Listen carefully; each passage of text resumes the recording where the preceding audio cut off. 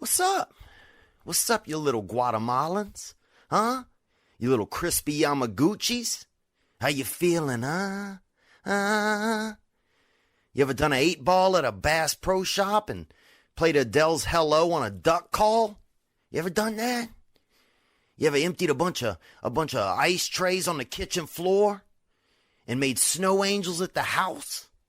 You ever done that? Get all wet? Get your back wet? Well, dry off, bruh. Dry off. Because this is this past weekend. This past weekend. Drop! Yeah! Who wants a drink from Daddy?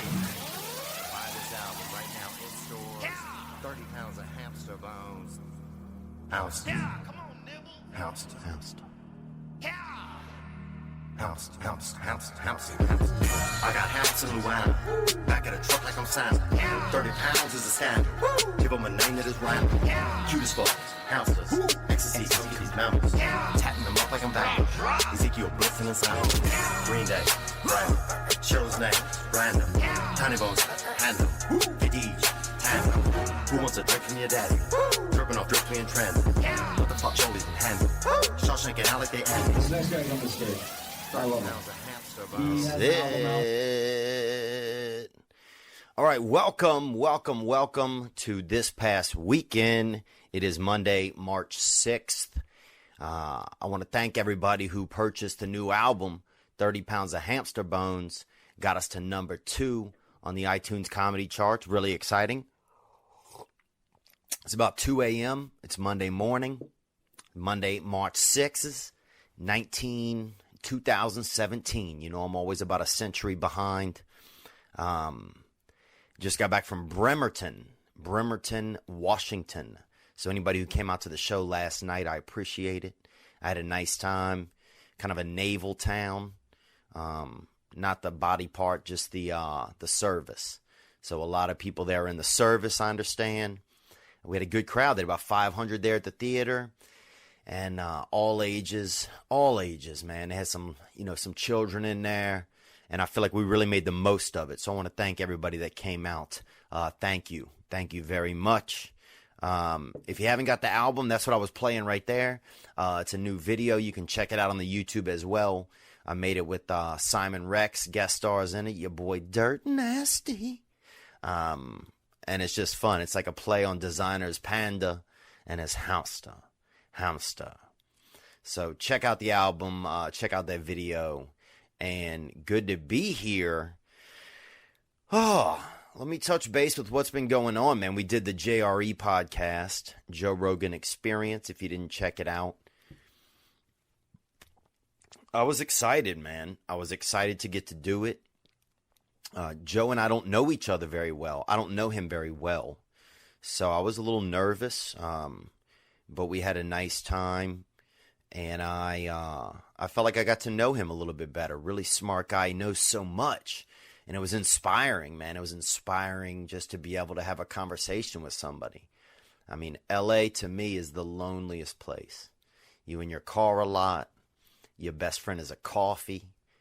You know, a lot of people don't date because it's not geographically desirable, you know.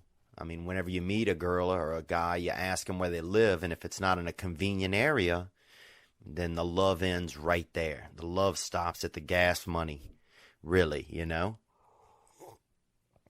And it makes me think about incest. Like back in the day, you know, some places incest is more popular. But I think, like, if you lived in a rural area,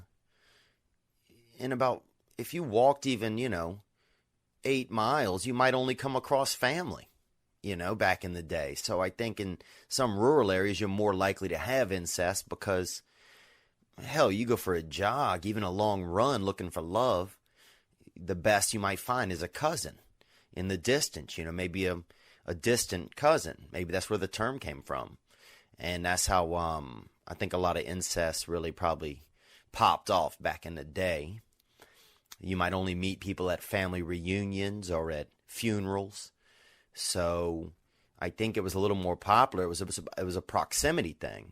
Whereas in a city, you're usually more likely to bump into people that aren't of the same bloodline. So I think in a city you're less likely to have incest. But definitely it should be, I don't know if it should be a crime. It should be frowned upon. You know, I think these days there's no excuse for not getting outside of your comfort zone. Even if, you know, and that's way too comfortable. You know, if you're, you know, winking at somebody across the room at a family get-together, that's just because you don't know them doesn't make it, you know, Christian or right.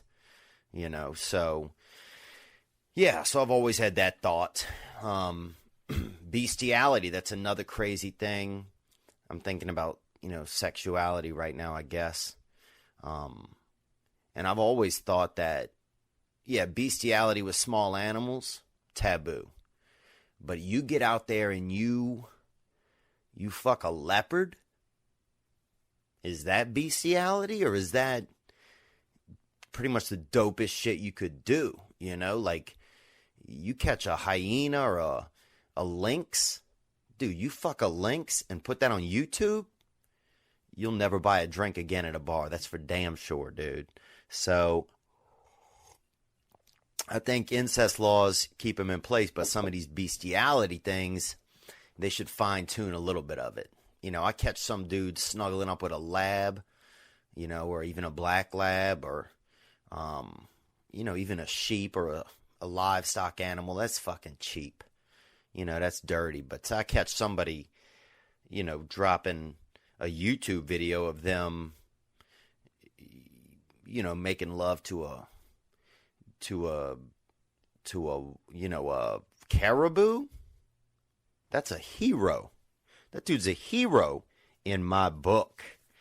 Yeah, I want to thank everybody for supporting the album, man. It's really great. The past week, for me, last week wasn't good, man. I got down in the dumps, dude. I don't know what was going on.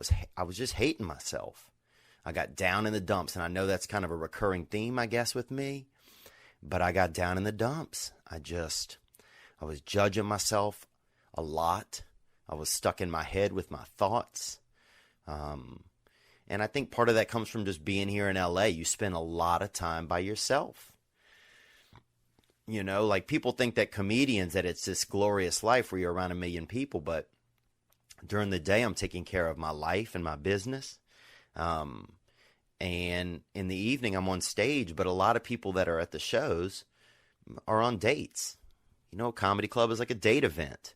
So a lot of people there is on dates, and I'm not the kind of guy that can really bust into a date and change the game, you know, and peel a woman off of their man if they're out with a man. So I'm more of a casual guy. I got to meet somebody, and I did meet this girl also who's Nicaraguan a while back, and we swapped numbers, but she lives in another state, and we don't really keep in touch. So, yeah, so it's tough, man. It's a tough city, Los Angeles, if you really want to find some love. But, yeah, that's how I felt, man. I just started feeling down on myself, and I know that I got to get some of these things fixed inside of me, these things that make me feel less than when I am by myself. Because if I'm not feeling good, I can't, you know, I've touched on this the past few weeks. I can't expect somebody else to fill that for me. You know, I can't think, oh, well, when I meet, you know, Marguerite, or when I meet Cheryl, that's when I'll be the happiest. I got to find a way to be the happiest now, and be the most comfortable with myself now. If you got a chance to check out the Joe Rogan Experience that I was on, I was definitely excited. I mean, these days it's a neat thing to be a part of, because you know, he has so many fans, and he has just such a breadth of knowledge of different stuff, and he's a big guy, so there's intimidation there in that sense. But I was excited, man. Him and Jamie that produces over there. It was just neat. It was nice to just spend some time with another man, just chatting about stuff. And we talked a little bit about my father. I talk about that a lot on here. I never really had a lot of that man leadership in my life. I never really had much of a mentor. I mean, my father, because of his age, I remember my father would borrow money from me, and I was making allowance money. I was making, maybe if I was lucky, maybe $4 or $5 a week. And I was a saver. I would save my money, and I collected small items that I would find. I was really a little bit of a hoarder. And I used to buy little pieces of quartz and stuff. They had a lady down the street that sold, quartz and magical rocks. And I would get involved and really, I think I kept her in business for about a year and a half, and buying just different stalactite and all kinds of just shit she had, just because a lot of the rocks, she said, were magical and would make our lives better. So I invested in a lot of that, basically just betterment granite, for lack of a better term. But I remember my father, when, he wouldn't have gas money, so he would borrow money from me, and it probably made me not really think of him as a mentor. And he had this way of always asking me if he ever let me down. Did I ever let you down? And of course I'd always say no, because I wanted him to be happy. Because I knew he was getting so old that I wanted him not to worry about me. So that was, I didn't have that mentor. I didn't have that comfortability around men. And then my brother left off. My brother went to live with my grandparents and dealt with some of his own demons. And so I spent a lot of time by myself in that house, in that apartment with women. And my neighborhood was dangerous. So I just didn't develop a lot of relationships with men. So I think in weird ways, I long for that. I long for some of that connection, to be able to just spend time with another male that's non-sensual and connect, and just talk and feel like we're just fellas, And it's a wild time to be a fella, man. I feel like it's hard to be a man these days. We don't know what it is anymore. A lot of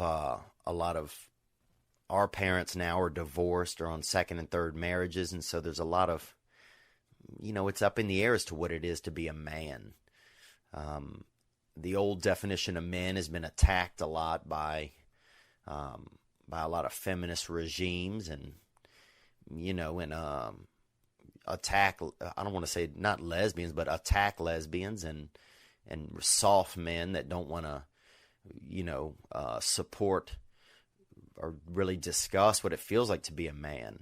I mean, I feel like these days, if you're to get out in the wild and roar, they'll call the police on you, and the cops show up. You're like, what are you doing? I'm just trying to access my manhood. I'm trying to fucking turn my insides into a damn fight club. I'm trying to be whatever it means to be a man. In adult men, I've talked about this before, but adult men are committing suicide at an all-time high, man. So, it's a tough time to be a man, but I'm still out here trying. I think last week I fell off a bit and got a little in the dumps. But when that happens to me, what I try to do is I try and think about somebody who's less fortunate than me. I remember when I was young, they had this boy in our neighborhood named Thundercat, TJ. They call him TJ. I don't know what the J stood for, but the T stood for Thundercat, and they would call him Thunder. And he was born with some deficiencies. He had hair just growing directly out of his face, like one of those, almost just like the dark arts had just, almost like he was just, one of his parents was fucking carpet, he just had this kind of wolf boy, sort of Wookiee kind of thing, just growing directly out of his face, his hair, and that was alarming to people. And somebody said that he was going to die. And somebody said it loud, and I think they said it in church, and so they convinced enough people in our area that he was going to die. So he got to quit school. And his parents bought him a little truck little Ford Ranger, and he just drove it in his backyard. They had a small backyard, but large enough to drive a truck around in. And I remember waiting at the bus stop near his home, and he'd just be missing school. They let him smoke Winston cigarettes, and he would be back in his yard, little Thunder, just driving this truck. As a child, just a real hairy kind of child. And before that, I remember the girls at school would always brush him and brush his hair, and they kind of took to him, championed him as like a little bit of an oracle, and we all did a little bit. I remember I used to sneak over by the fence because his family had a chain link fence, and I would sneak over there and give him sliced peaches, feed him sliced peaches through the fence, keep him hydrated and stuff like that. And he would just smoke cigarettes and listen to Fuji's Killing Me Softly. He was listening to a lot. He had a couple of tracks there in the truck. And I remember Blind Melon. He listened to some Blind Melon there. And they thought he was going to die. So, and the reason why he got to not even go to school was because so he could die at home. They wanted him to have some peace.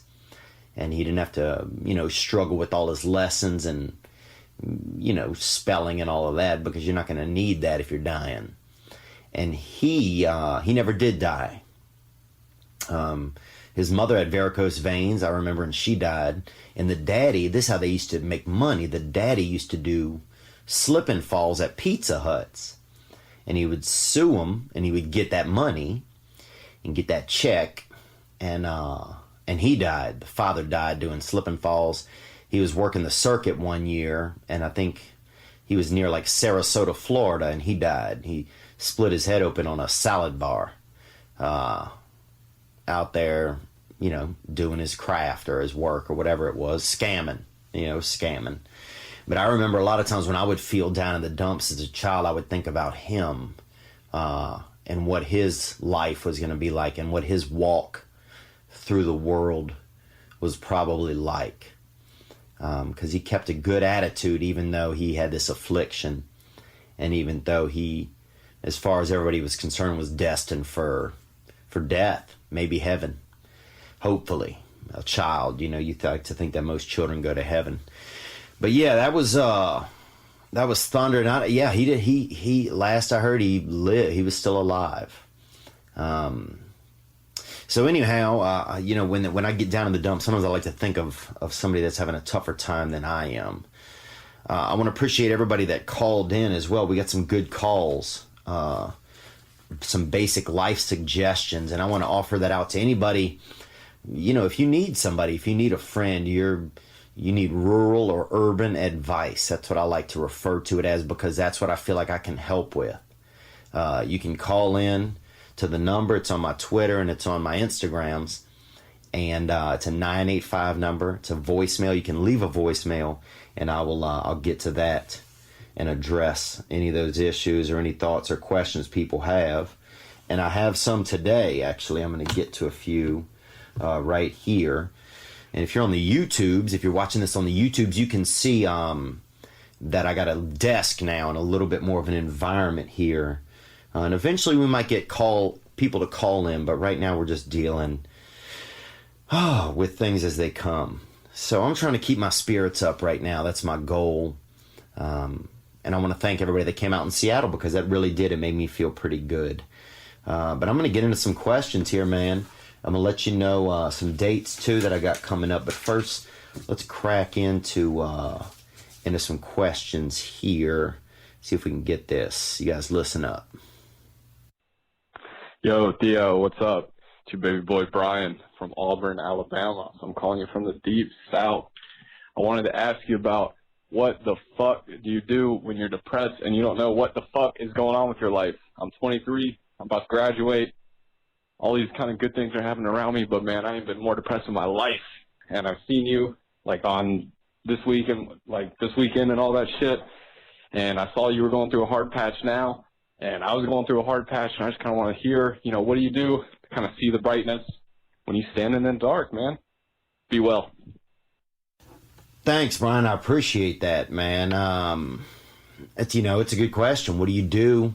I'm not trying to get all philosophical. What I do, in the past, I didn't do anything, man. I'll tell you that. I made some poor choices. I would lay in my bed. I would do masturbation. I would do just masturbation until I didn't even have any feelings. I would almost just beat my feelings out of my body via masturbation, And I started masturbation when I was young, and it persisted, man. And that's another thing about, no man ever told me anything about masturbation, man. When my father was young, he was probably on horses, and who knows what the fuck they were doing. I don't even know if they had masturbation then. And my brother was gone. He wasn't there. So I learned it, by watching some pornography videos. And some boy beat me up at the library one time and showed me a bunch of pictures of cooter. That's what he called it. And that boy was beating me and making me look at these pictures of cooter that he had that were all jacked up and had been, probably just looked like they'd been looked at so many times. It was nasty. But what do I do, man? I try to find some faith these days. I try to have faith, that things will be okay. It's hard to tell a guy. You're in college, you're going through those, there's a lot going on in your life, I bet. It's busy, your future probably seems immense. Your possibilities probably seem endless. But also it's probably scary if you're graduating, you're getting out of college. I'll just tell you this, man. You got time to make some poor choices. So even if whatever you're choosing doesn't end up being phenomenal, you can fuck up, dude. You could start a bakery, bruh. You could do French breads and, baguettes and whatever, and fuck that whole industry up, dude. You could burn the bakery down and try to get insurance money. You go to jail for that for 8 years. You get out, you're only 31. You could then join the service, get out of that, and you're only 35. And you still can do it, so you have time to kill, man. So I just wouldn't be so hard on yourself. I'd take a step back. And sometimes when you're in your problems, you can't see that the reality of things is that things are okay. Sometimes you're just so caught up, like you got to do this and you got to do that. Sometimes the best thing to do is nothing. And just realize that by not doing anything, you're going to be okay. Take care of whatever your basic needs are and just relax, man. Relax. Especially if you're in college, man. They got, hot leg running around, and you could do, you could experiment and do homosexuality. You could do whatever you want. And whatever it is, you'll be able to, get through it or get past it. Because time will heal everything, man. I promise you that, dude. Time will heal everything. So I'd say look at the reality, bud. I would say just look at the reality of things. In the big scheme of things, it's not going to be that overwhelming. When I think back about college, the only thing I really remember is that I wish I would have had more fun. That I wish I wouldn't have worried so much about this or that, about the tests and about the, what people thought of me. And I just wish I'd had a good time. I wish I had more pictures from college of me having a blast, bro. That's what I wish. So if I had any guidance there or thoughts or suggestions, I would say take it easy, take a step back. If shit feels dark, find a mentor, find a somebody who already graduated and talk to them. Talk to somebody. Don't go it alone. Find you another man and get out there and put your feelings out there. You can't be afraid to put your feelings out there, dude. That boy Thunder's daddy, he used to, when I would miss the school bus, his dad would give me a ride to school. And he would even help me with my spelling words. And he used to smoke Marlboro cigarettes, and he would blow the cigarette smoke at me while I was trying to recite my spelling. And it's hard to, spelling's kind of hard enough. I did well in it, but spelling, when you got smoke coming at you and in your eyes and everything, even harder. When you're trying to spell, just being attacked by secondhand smoke, that's that's some fucking straight up Wyatt Earp I mean, you're the Wyatt Earp of consonants and syllables at that point. So, but I remember sometimes I would share with him what was going on, because even if it was just a few minutes in a car together, that was another man around that I could reach out to for support. So that's what I would say, man. Take it easy. Look at the reality of the situation. Don't get caught in the minutia that's right in front of you. Look at the big picture. Big picture, you're finishing college, man. That's a huge achievement. Big picture is you could fuck up. You could do your bakery and fuck it up and still be fine. You could do law school, medical. You got time, bud. So don't get too overwhelmed. Take your time. Take it easy, man. That's what I would say. What else, man? Let's move on. We'll move on, dude. We got Joey. Yo, Theo, how you doing, man? This is Joey here from Churches. Got a question for you, man. You said you fell back into the dark depths of the web there, whether it be on your phone or your laptop or what have you. Quick question for you to want to get out of that world and then fall back into it. What kind of categories are you clicking on these websites, sir? What's your favorite genre, if you will? What's your favorite playlist to take yourself to, if you know what I mean? So, just a weird kind of inquiry, I guess. It's just like to know what my fellow man likes to look at when he's liking to look at those kind of things. You stay well, man. It was so fun. You're the shit too, man. My phone's dead, and you took a picture for me. Thank you so much. Safe travels, man, and stay well, brother. Bye-bye. Nice, man. I believe he came out to the shows in Denver last weekend. I think it's interesting to ask another man what what his categories are when it comes to pornography. He's talking about pornography. And I'd mentioned that I'd fallen back into the depths of it, and I've been trying to get out of that. And it's scary, dude. It's scary. If anybody's dealing with that, when you get into a lot of it's habit. And there's a new book by Malcolm Gladwell, I think is the gentleman's name. And it talks about habit and about triggers and about how a lot of your life you get it's reactions to things and then falling into habits, and what creates those habits, and how you have to just adjust a few simple things to create new and better habits. I'm not sure the name of that book. I could look it up, but fucking I'm not gonna right now, dude. You can look it up. But yeah, when it comes to pornography, I mean,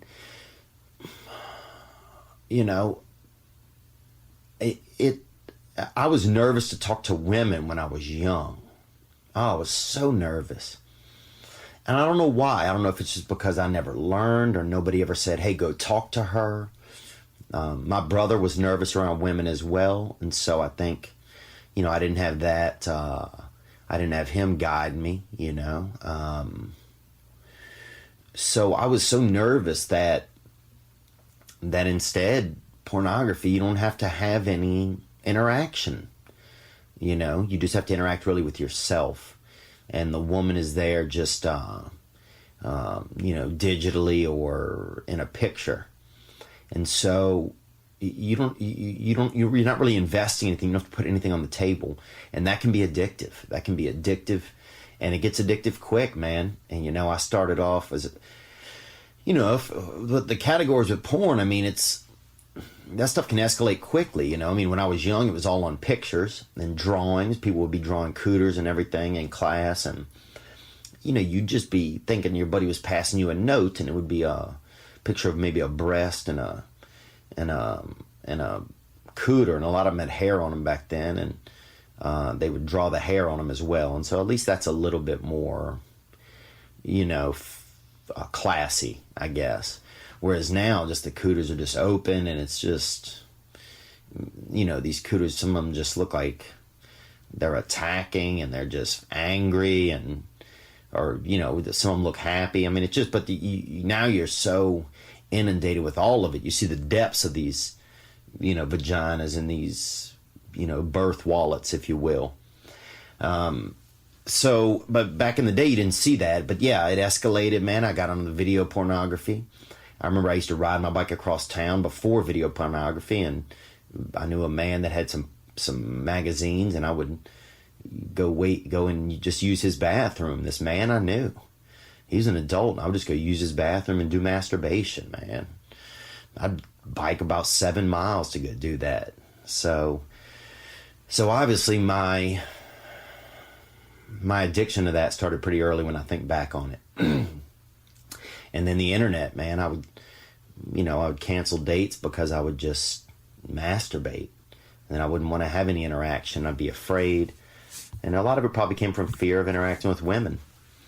But yeah, it escalated. And then, you're watching the, 18 and 19-year-olds on there, barely legal. And they got the different sites. And then threesomes. And then now it's gangbangs where the lady's looking like she's, just playing like it's almost like whack-a-mole with all these penises and cocks coming at her. And, some of it seems, it's just deviant at a certain point. And then you got the ones where the ladies, they're doing butt sex and butt activities. And some of them, the ladies' butts are hanging open in the end. And, you can just seem like cold air is getting in their butt.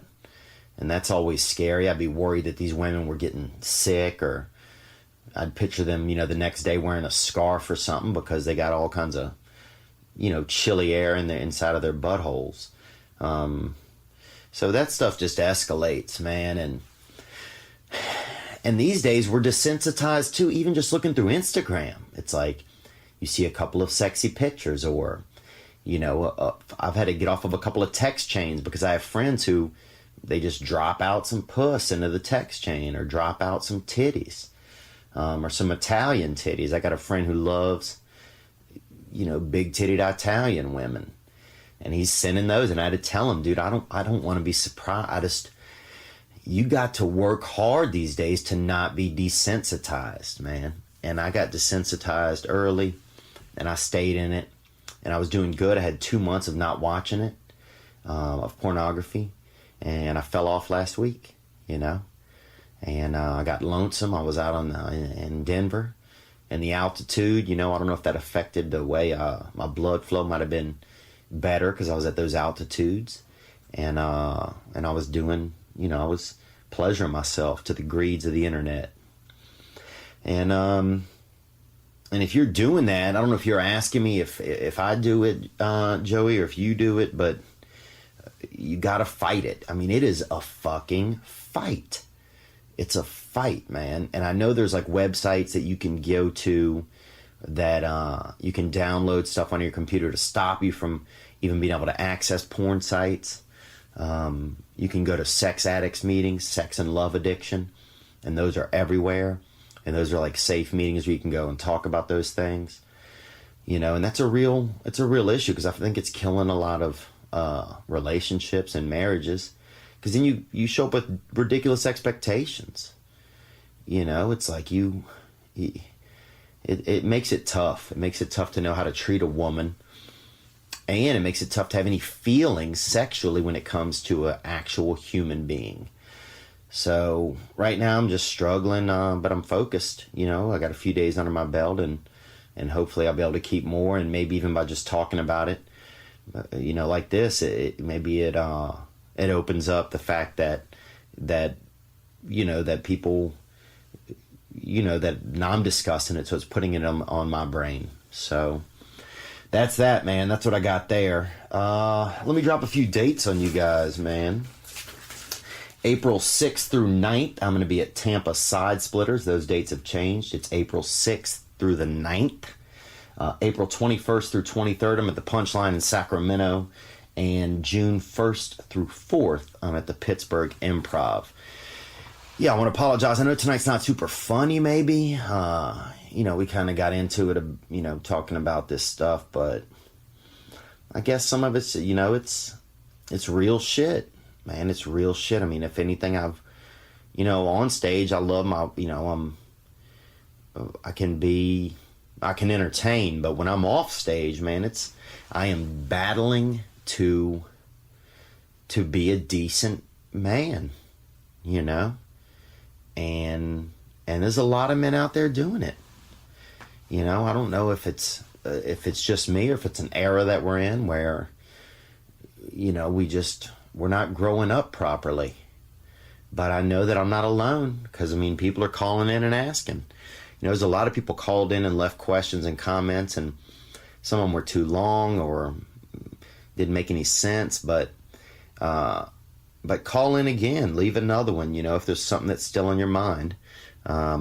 You know, see what's going on. Let's keep it moving here. We got another.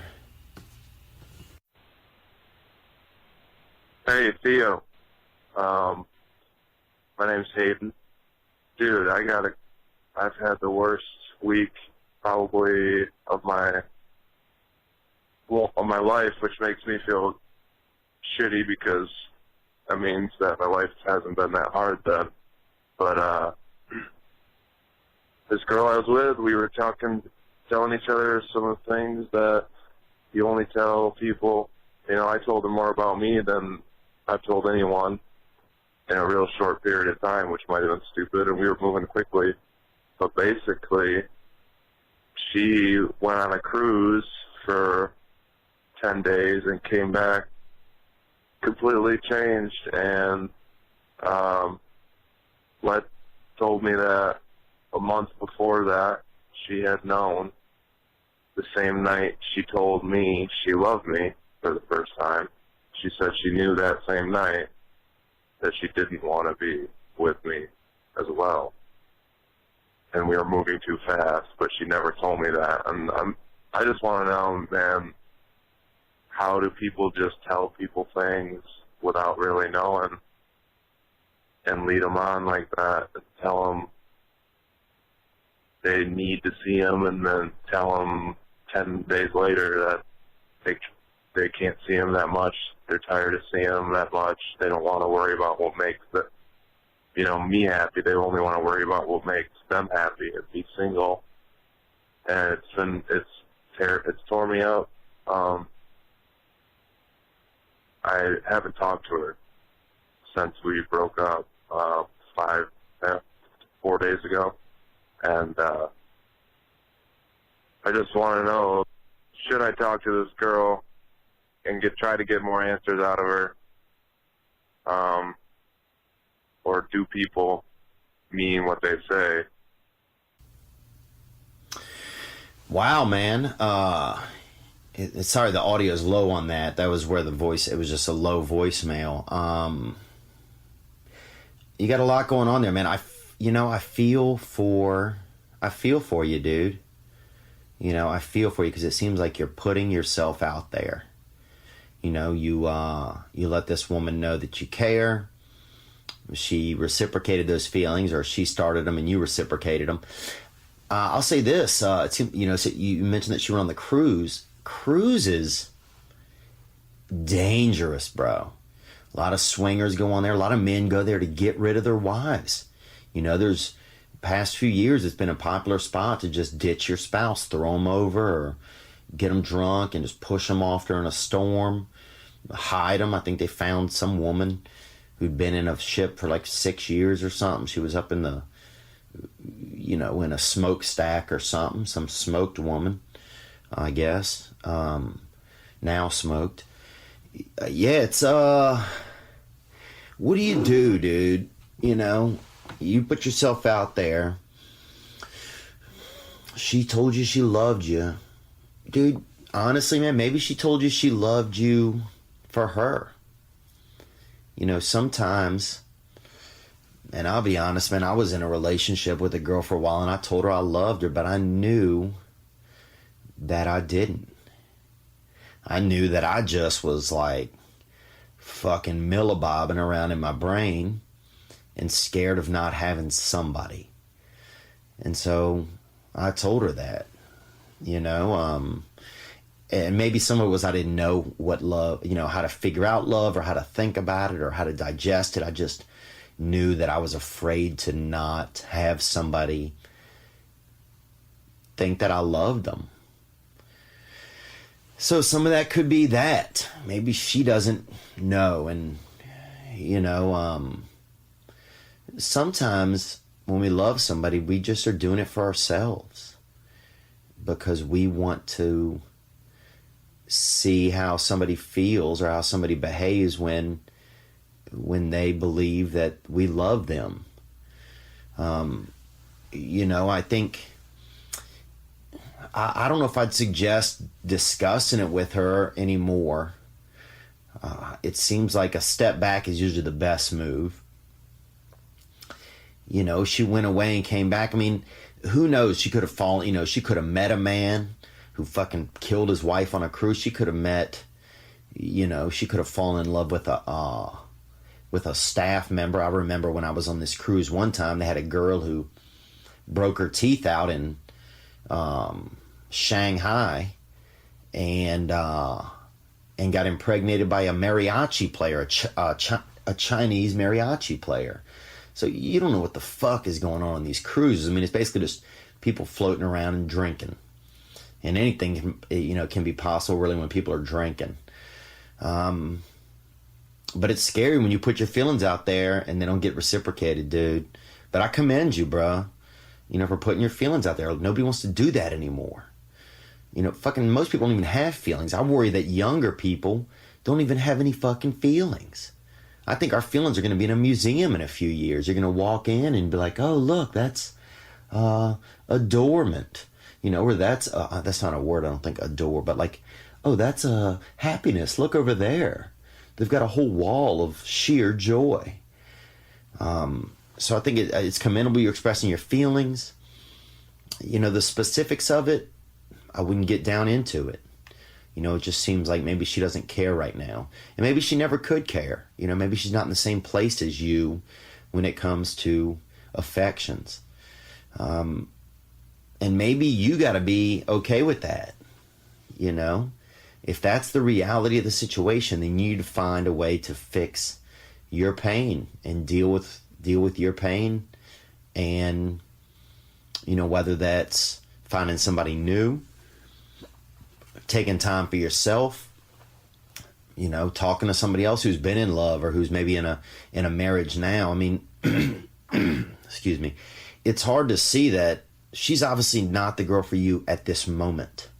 She ain't the girl for you at this moment, bruh. You know what I'm saying? She's out tomcatting on these cruises, bruh. They drinking Mai Tais. People being nasty, people being naughty. Who knows? So she's just not the one for you. So you're going to have to just hold on to your feelings. Keep your cards to yourself. If you got to smoke some menthol cigarettes or you got to, go to a water park or do something to get your mind off of her. And, maybe help somebody else. Talk to somebody else.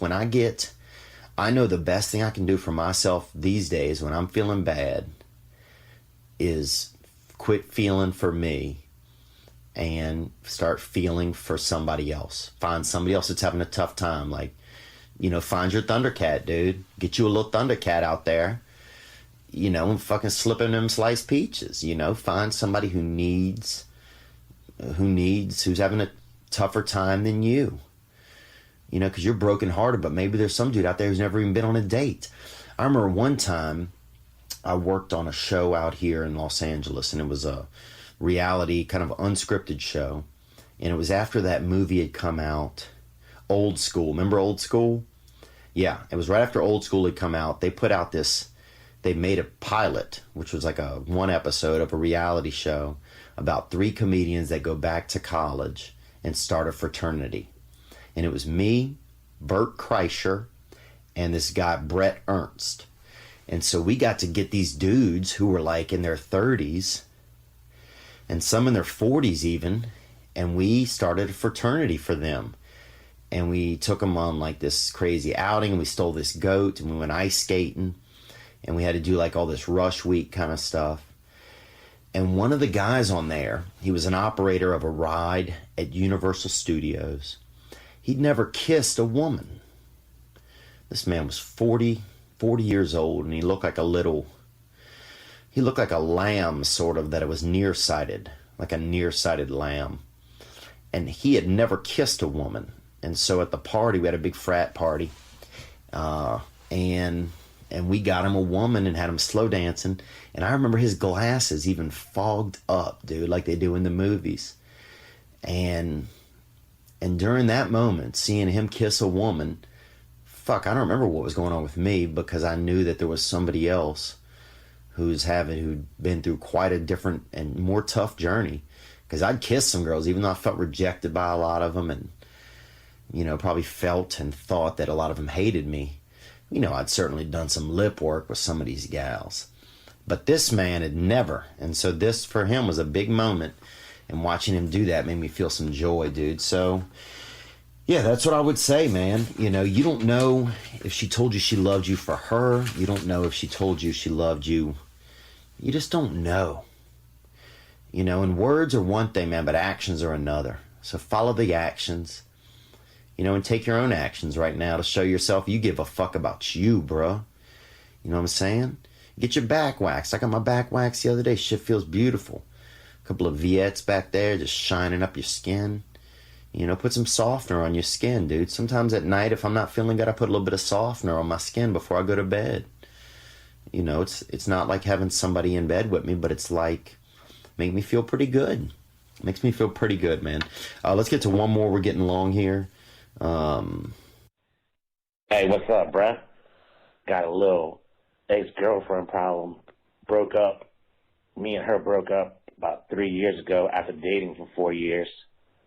And she came back into my life talking about trying to rekindle shit. You know what I mean? I kind of miss it. I kind of like the way we had things, you know, but I don't know if it's a good idea or not to go back to something that was broken up. You know what I mean? Let me know what your thoughts are, bro. Thanks a lot. Fight the power. Oh, Fight the Power. That's an old rap reference. There was a song, late 80s, Fight the Power. Public Enemy did that song. You can go look that up. Yeah, bruh. Look, I appreciate you calling and asking. You know, I spoke to an ex-girlfriend of mine. I mentioned her a little bit ago recently. And I called her on the phone, actually, to apologize for what a shitty boyfriend I'd been. And it got pretty emotional. And part of me, I think, somewhere inside of me wanted us to be able to give it another chance. I don't know if that was because I'd been lonesome. I don't know if that was because, you know, I thought there were enough qualities there and enough chemistry there where there could be an opportunity. And she's moved on now. She's, you know, got her a husband or engagement, and that's that. That's her future, and that's all I can do at that point is be happy for her. But one thing I do know is that it needed time. You know, I couldn't have called her a few years ago and done that because I was still holding grudges. I was still angry. So if you're going to get back together with somebody, you got to make sure that whatever broke y'all up before, whatever issues there were, that shit is gone. And you need to make sure it's gone on your side. Like, you need to figure out what inside of you, even if she did something wrong, why were you unable to deal with it? What inside of you last time y'all split up made you okay with breaking up? You know, what inside of you, you know, made you upset enough at her where you were like, okay, good, I'm done with this as well. And if that's not an issue anymore, if those issues aren't there anymore, then I think you can move forward and try it again. But if you're going to rehash old stuff, you got to start at a clean slate, dude. Because if you're going to rehash old stuff, then it's going to bubble out. You know, it's going to be the same type of thing. Whatever happened before, those things are just going to be lying under the blankets, and they're going to pop up after a little bit of sex, you know. And I would hold off on the sex, man, honestly. I'd just be casual about it. And because you guys maybe are in a different place now. You've already got some history. And, you know, just embrace the good history. You know, I mean, at least you got somebody coming back around, man. That's nice, dude. It's better than, you know, it's better than not having somebody. But I would take it easy, man. It sounds like you're taking it easy. I would continue to take it easy. Be casual about it. Don't just dive all the way in, man. It's easy to just try and get up in that, up in that coont and just, just get your tongue in there and just be nasty. But you got to take it easy when it comes to the sensuality. You got to build up the groundwork around that first. Whether this is a new relationship or an old relationship. Anyhow, man, it's late here. It's 2:39. I want to thank everybody again for helping out with the album. I want to thank everybody that called and dropped some calls in. I know I got to start doing this earlier, man. I am a little tired again. But I'll try and, I'm just learning as I go. And I appreciate you guys checking out this past weekend. My past weekend was kind of boring a little bit, so I didn't have a lot. It was just a lot of emotions and just not feeling fucking super great. And sometimes, dude, that is my weekend. And this was one of those times. But I appreciate you guys' support. Anything else that I need to share? Nope, I don't think so. I will tell you this. On the way out, we're going to listen to... I got this little keypad now to help me out. Because we've been talking about love, dude. I'm going to check out a little bit of Foreigner. I want to know what love is.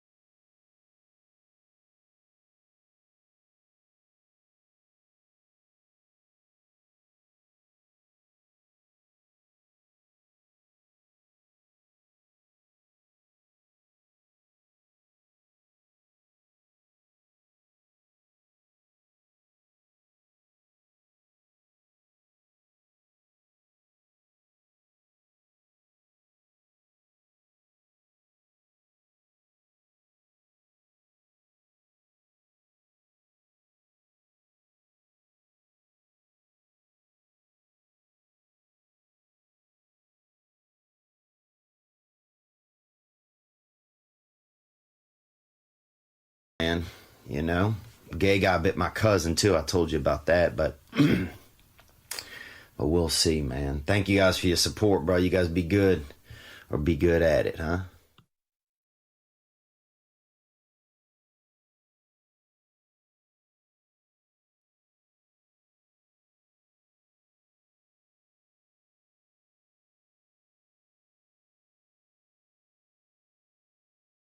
Ladies and gentlemen, I'm Jonathan Kite, and welcome to Kite Club, a podcast where I'll be sharing thoughts on things like current events, stand-up stories, and 7 ways to pleasure your partner. The answer may shock you. Sometimes I'll interview my friends. Sometimes I won't. And as always, I'll be joined by the voices in my head. You have 3 new voice messages. A lot of people are talking about Kite Club. I've been talking about Kite Club for so long, longer than anybody else. So great. Hey, sweetheart, here's the deal. Anyone who doesn't listen to Kite Club is a dodgy bloody wanker. Do you know what I mean? Hi, I'll take a quarter pounder with cheese and a McFlurry. Sorry, sir, but our ice cream machine is broken. No! I think Tom Hanks just butt-dialed me. Anyway, first rule of Kite Club is tell everyone about Kite Club. Second rule of Kite Club is tell everyone about Kite Club. Third rule, Like and subscribe wherever you listen to podcasts or watch us on YouTube, yeah? And yes, don't worry, my Brad Pitt impression will get better. All right, this episode is brought to you by Gray Block Pizza. As well, this episode is brought to you by ZipRecruiter. ZipRecruiter, it is everything you need for business needs. Are you hiring someone? Do you not have someone? Well, guess what? ZipRecruiter is a better way to find that missing person. It's something better than just posting your job online and just praying for the right people to see it.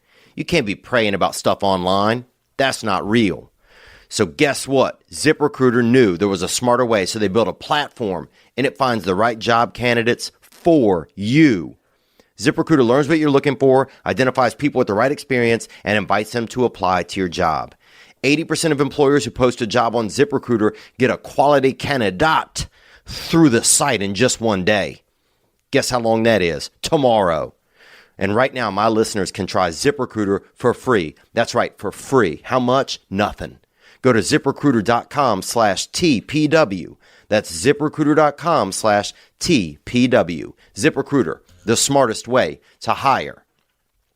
I will be in Tampa, Florida, April 6th and 7th. I just want to let you guys know that you can come out and see me. I also have other dates coming up in Hasbrook Heights, New Jersey at Bananas Comedy Club and at Cherokee Casino and some other places, but I'll put those on the calendar coming shortly to you. As well, you need to know about Starflow. Starflow. It's the location for fans trying to link up and get closer to their favorite celebrities. Starflow is a safer ecosystem where your information won't be sold on that dirty black market. Hey, come over here. Yeah, get this dirty information. Starflow provides a hub for consumers to access their favorite talents and celebrities and exclusive content in seconds. It's available on the App Store at starflow.com. or at starflow.com. It just stays out of that sell your information secondary market. It's a safe place where you and celebrities can get together and not worry about being judged for words you're using or things you want to research. Or it's pure. It's the way it's supposed to be without all these big dogs getting involved and scratching at your beehole. Go to starflow.com and check it out. The link will be in the information. And now, let's see what we got.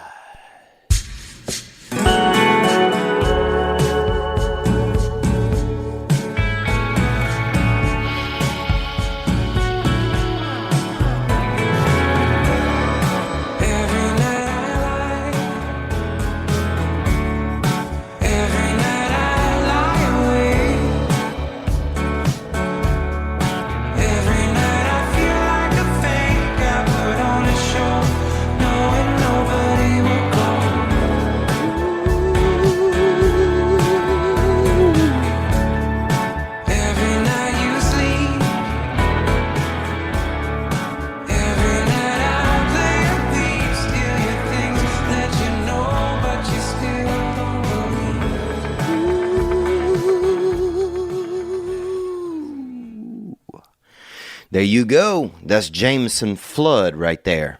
And that gentleman named Jameson Flood, and I'm not sure where he's from, but that is his music right there. That song called Every Night. And thank you guys for being here today. Welcome to this past weekend. You know, I almost cut the lights off in the studio tonight. You know, because it's, you know, I'm making this, it's nighttime, and this is going to be ready for you guys in a few hours. But I almost cut the lights off, man, because some of them are like feeling that romance, boy. And the funny thing is, I notice even if I cut the lights off, even if I'm by myself, I can feel like a little bit of romance. You know, I can feel like a little bit of romance kind of come just tickling my tits a little, you know? Like try this, man. If you put a shawl around your neck, you know, put like a soft cloth around your neck, or even if you can't afford a soft cloth or a shawl or a scarf, nothing heavy. Don't get one of those heavy ass scarves. You know, don't show up in a heavy you look like an idiot. I'd go 2 soft scarves before I go 1 heavy scarf. You know, 1 heavy scarf, that's some Amistad type shit. You know, those days are over. Okay? Go 2 soft scarves and give us free. But I love, but if you put on, and if you don't have a scarf, get you some paper towels. Get you like about 9 paper towels or 8 paper towels in a row, okay? Take your shirt off. Take your shirt off. If you're a man or a woman, take your shirt off. All right, it doesn't matter. Some people have chest, some people have tits, Tits is just fat chest. That's all that is, And chest is just lean tits. That's so this, And some people have either one. My mother had them A cups, them baby A's, and so I didn't see a lot of tit around the house. Even if sometimes when you're growing up, if you're a child and your mother have nice breasts, you get that free visual. You get that. Oh, okay. Even though it's your mother, you're not being like that. But you still get that hit. But my mother had them A cups, so it was more, it wasn't as, I didn't get those voluptuous visuals around the house. But what I'm saying is this, is that romance can be achieved even by oneself. Everybody thinking, oh, I got to have somebody to be romantic. I got to meet somebody on the internet and meet up with them somewhere, in a parking lot or something, to be romantic. Well, that's bullshit. Those are the old days. Nowadays, here's something you can do around your house even, if you're alone. Cut the lights down. Put a few candles around your house. Don't put a bunch of candles, okay? Especially if you don't use candles a lot, because you're somebody that's going to probably burn to death. So just use a couple of candles, put them around, and then get you them, put on a soft scarf. Or even 2 really soft scarves. Or get you a long string of paper towels, put that around your neck. And now just kind of glide around your house a little bit. Make sure the children are asleep or whatever, Put a couple candles and just kind of like, lean against a wall somewhere and be like, oh, fancy seeing you here. Or open the refrigerator and just take a hit off that coolness. Feel that cold air just fucking tickle your titty ends. Yeah, you can make romance wherever you want. Just be like, oh, what was that in the distance? Even if it was nothing, even if it was just a puppy over there touching his little dick or something with his paw or scratching himself. You know what I'm saying? You can make romance wherever.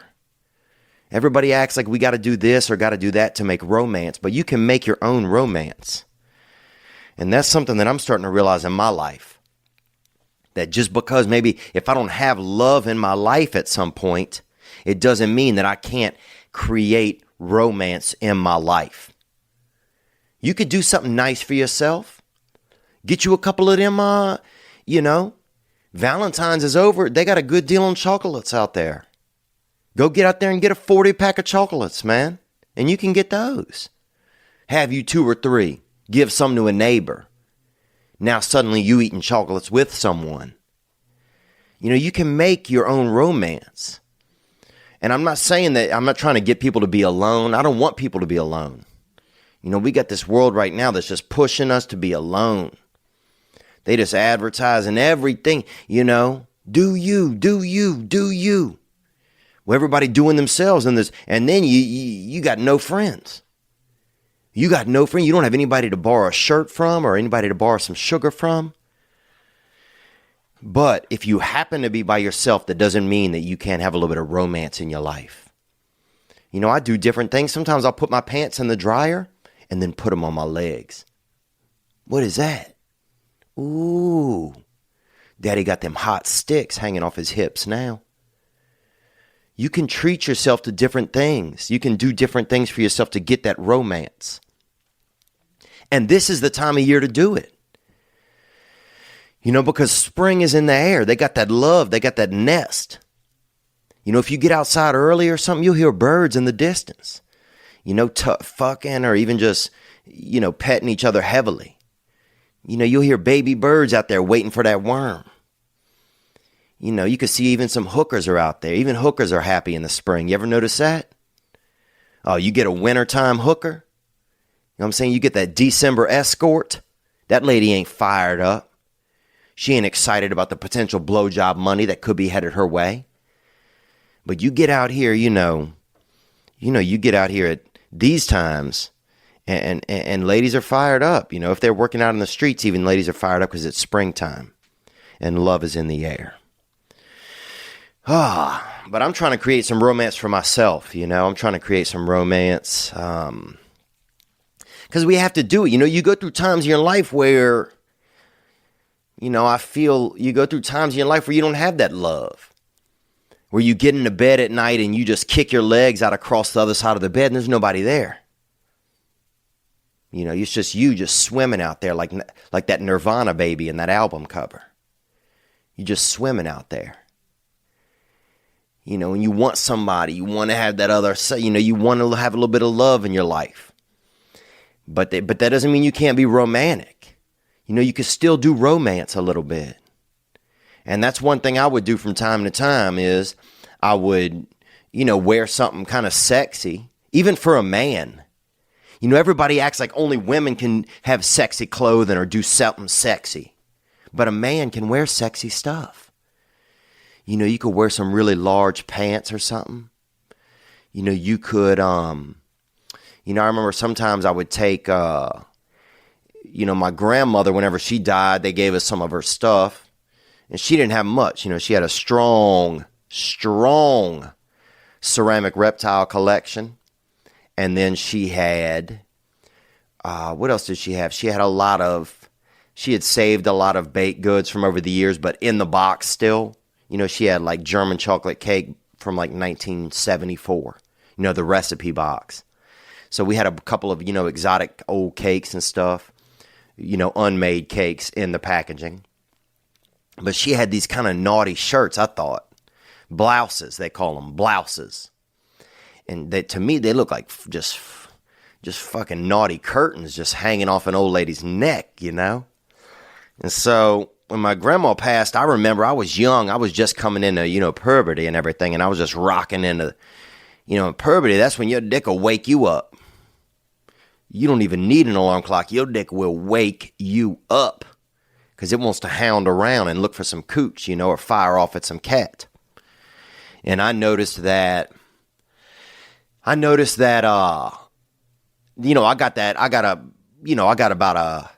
about a quarter box of them blouses. Because we had my grandmother had 4 grandchildren, so everybody got a quarter of the items in this box. Because some senior center she was at sent us a box of her, goods, death goods or whatever, because she passed. And so I got a quarter box of these blouses, a lot of baby blue and, mint green, but barely any green in it. Like you had to look deep into that blouse to even just catch that hint of green. It wasn't really a mint. I thought it was kind of like a summer lime. But I remember I'd put those blouses on, dude, and honestly touch myself. And I know that's crazy, but at the time in my life, when I was coming into my own, really, that I felt exotic. It made me feel it was sexual. It was sexual. And I remember I'd catch some real strong ends, and that means nuts, honestly, in the springtime. Because your body's vibrant, and that's where we are right now. People's bodies are vibrant. You'll see a woman just drop a batch of eggs in the park right now.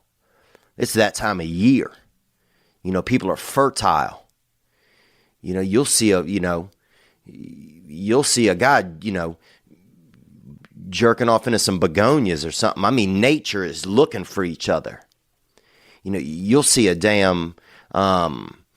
you'll see a couple tulips in the park blow a dude, a big tulip. Don't be surprised. I'm just saying that love is in the air. And that if you don't have somebody, if you don't have another person at this moment, that doesn't mean that you can't treat yourself in ways to feel loved. That's what I'm feeling. Because you know what? I'm sick of letting these lonely bugs live inside of my body for free. I'm sick of walking around thinking, I don't have nobody to hold my heart at night. I don't have anybody to share a toothbrush with. Or I don't have a good person to, pull their hair out of the drain when I use my shower. I don't have those love rituals in my life. But you can have them. When you have to, some of those you might just have to create by yourself in the meantime. But you can do fun stuff for yourself. Put some fucking honey on your thighs. Put some tzatziki on your fucking hip bones. Do something for yourself. Because you don't have to have another person to have romance.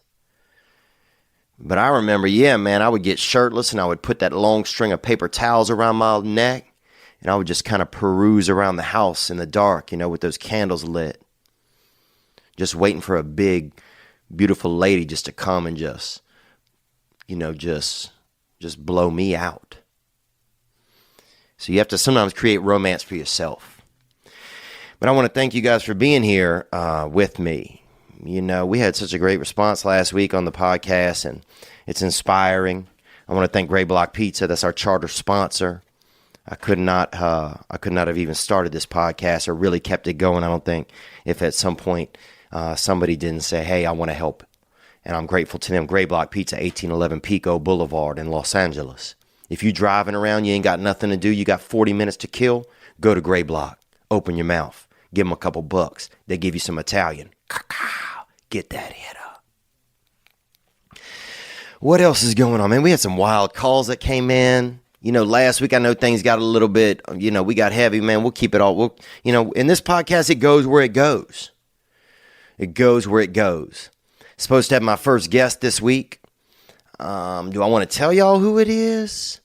Do I not want to tell you? I don't know. See, I'm still a little bit nervous in this scenario. But I don't want to tell you because I don't want to get people's hopes up.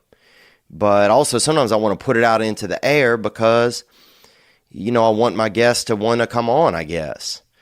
I get nervous about having guests because I get nervous sometimes to ask people to do stuff for me or to do stuff with me.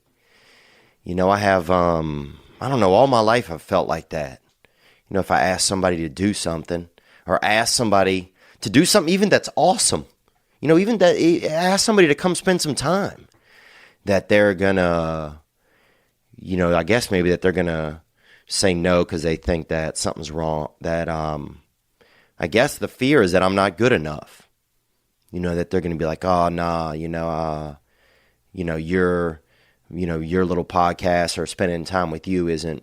And that's a Hollywood thing. It's just a Hollywood thing that sometimes. But that's what keeps me sometimes from asking certain guests, and I'm trying to just get friends that I can be comfortable with and be comfortable around. So. But thank you guys for holding on your patience with me there. We got the chairs in. We have everything. We got a guy coming tomorrow to hook up some cameras and get it right. But we had this call come in, man. We're going to roll through some calls. They're going to fit right into the show. I'm getting more comfortable with making things flow. And yeah, man, treat yourself well. You're not lonely. You might be alone, but you're not lonely. And there's ways to get through it. We got this. Let's take this hitter right here. Here we go. Oh, that's a song. Here we go. Let's take this. Hold on. Hold on, man. Damn, boy. Some white guy. Hold on. Ah! All right, we got this dude. Here we go. Oh, hold on. Hey, Theo, what it is, man. Gang, boy. How you living? I'm living, brother. Onward. Say, I want to ask you a question. Have you ever done one of those hot springs? One of those hot spring baths? Today I was in Glenwood, Colorado, and I did one of those hot spring baths. They have all the minerals and everything in it. A hot spring bath, man. Yeah. I mean, have I done some? Yes, I have. I have done one. I have done some. Let's hear a little more. I paid $24 for a bath, bro. I mean, what the hell? Am I crazy, boy? Right? Well, if you paid $24 for a bath, man, I don't know if we know each other. Because you taking them high price dips. I'm not the kind of guy that will spend $24 on a bath. Have I been to some hot springs? Yes, man. I actually, as a student, we took a trip one time into, I I did work study on a cruise ship, and we took a trip over to Japan, and we walked off into Kyoto, out into the hills and stuff like that, you know, and that's fucking, I mean, you can buy some exotic swords out there. When you get far enough out into those Japanese hillsides, it's like damn Zelda. You know, you could reach into a bush and pull out a fucking, an electric vase and change it and trade it in, 9 minutes later under a bridge for a couple exotic swords. And we were out there in the countryside, what little countryside there is in Japan, and they had a hot spring. And so me and my buddy, rest in peace, one of my good friends, we went in there, dude, and my buddy was really good at yoga. And he had one of them hairless bodies. He had a hairless body. And, I'm Polish Nicaraguan, dude, so I'm a farmer. I'm a farmer at heart. And, I got at least a couple of hectares of decent hair around my body, especially around my ass and hips. I'm that hair boy. I'm that hair boy. When I die, they're going to have to braid my legs before they put me in the casket. Because I ain't going out like that. I'm haired up. You know what I'm saying? My uncle used to have to gel down his neck for church because he had all hair on his neck. And some people are thinking a beard? Nah, not a beard. Okay, I know where a beard goes. I'm talking about follicled up around that neck. And so that's where my family's at when it comes to all that kind of stuff. But anyway, my buddy was hairless. And he went in there and, we went to these natural hot springs. And in Japan, in this place, I believe the pronunciation is Kyoto. In Kyoto, they have, you go in and you pay a couple dollars, might have been, $4. And you get that, they give you these slippers, these magical kind of slippers, and you go in. And they got men that have been sitting in these springs for like a month. They got one dude in there, he was all pruned up. I mean, this guy looked like about a 90-year-old asshole. You know what I'm saying? He was, kind of damp and kind of pruned up. And then you had a couple of other business dudes in there smoking cigars, but I mean, everybody fully naked. And I'd never even spent time around the Japanese. They had a rumor that they had an Asian kid when I was young, about 17 miles away from where I grew up. And we saved money to go see him one time in a taxi, but he wasn't there. So that was I don't know, that could have been just a scam or something the taxi company started just to get people excited about traveling locally. But we heard a rumor there was an Asian boy, and we went, and there wasn't one. There was a house, somebody built a house with like a roof kind of crazy on it, like this kind of exotic roof, but that was it. So we wasted that money. That was about a $60 venture for me and my two buddies. However, so back to the story. So we go in this place, and they got a lot of Japanese gentlemen in there, and everybody's naked. And my buddy, he was kind of a showman. He was kind of a showman, and he did yoga, and he could do it well. So next thing you know, my buddy's in this hot spring, and everybody's getting in these pools and taking these dips, and one of them's like this clay water and stuff. And my buddy, in front of like about 9 dudes, like gets onto his hands, gets like straight upright, like so his legs straight up in the air, and then just completely does his legs out to the side and just showed that frickin', that little gopher cannon, showed that beehole to about 9 Japanese guys. And I'd never seen anything like it.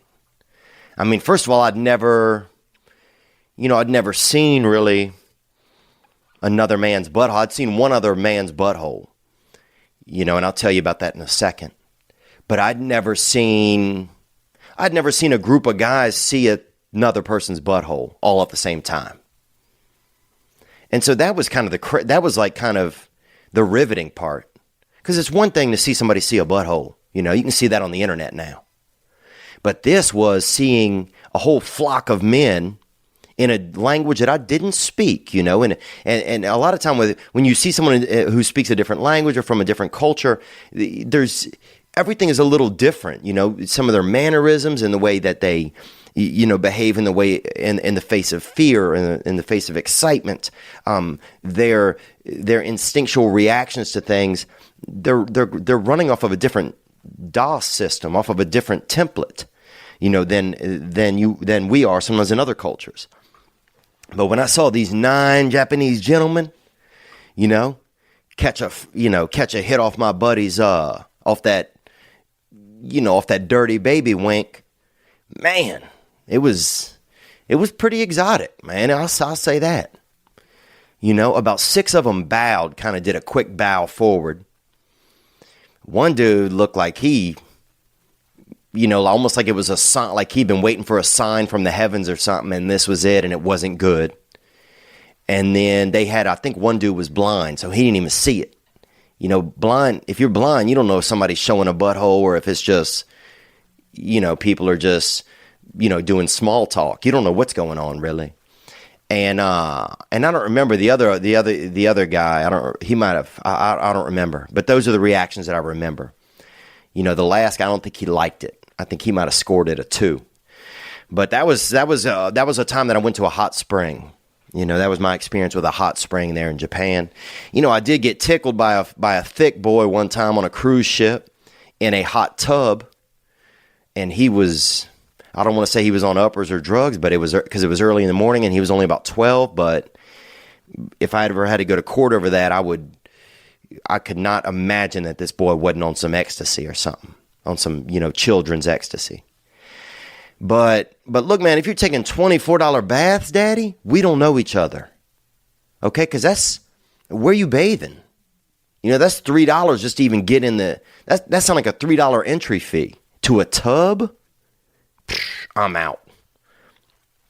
You running on them high class, you're dipping in those high class waters. I mean, you know what I'm saying? I'll pour a couple cups of warm water on your shoulders for $9. But it seemed like you're doing, you spending extra money. That's like one time somebody put me up at a hotel room. I was doing a show. I don't even remember where this was, man. I think this was actually in South Africa. And I got booked on this wild show at this casino. And Mark Curry was the headliner, hanging with Mr. Cooper. I think Joe Coy was on it.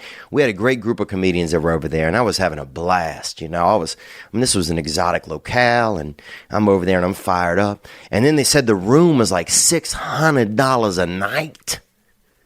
And I couldn't even go to sleep.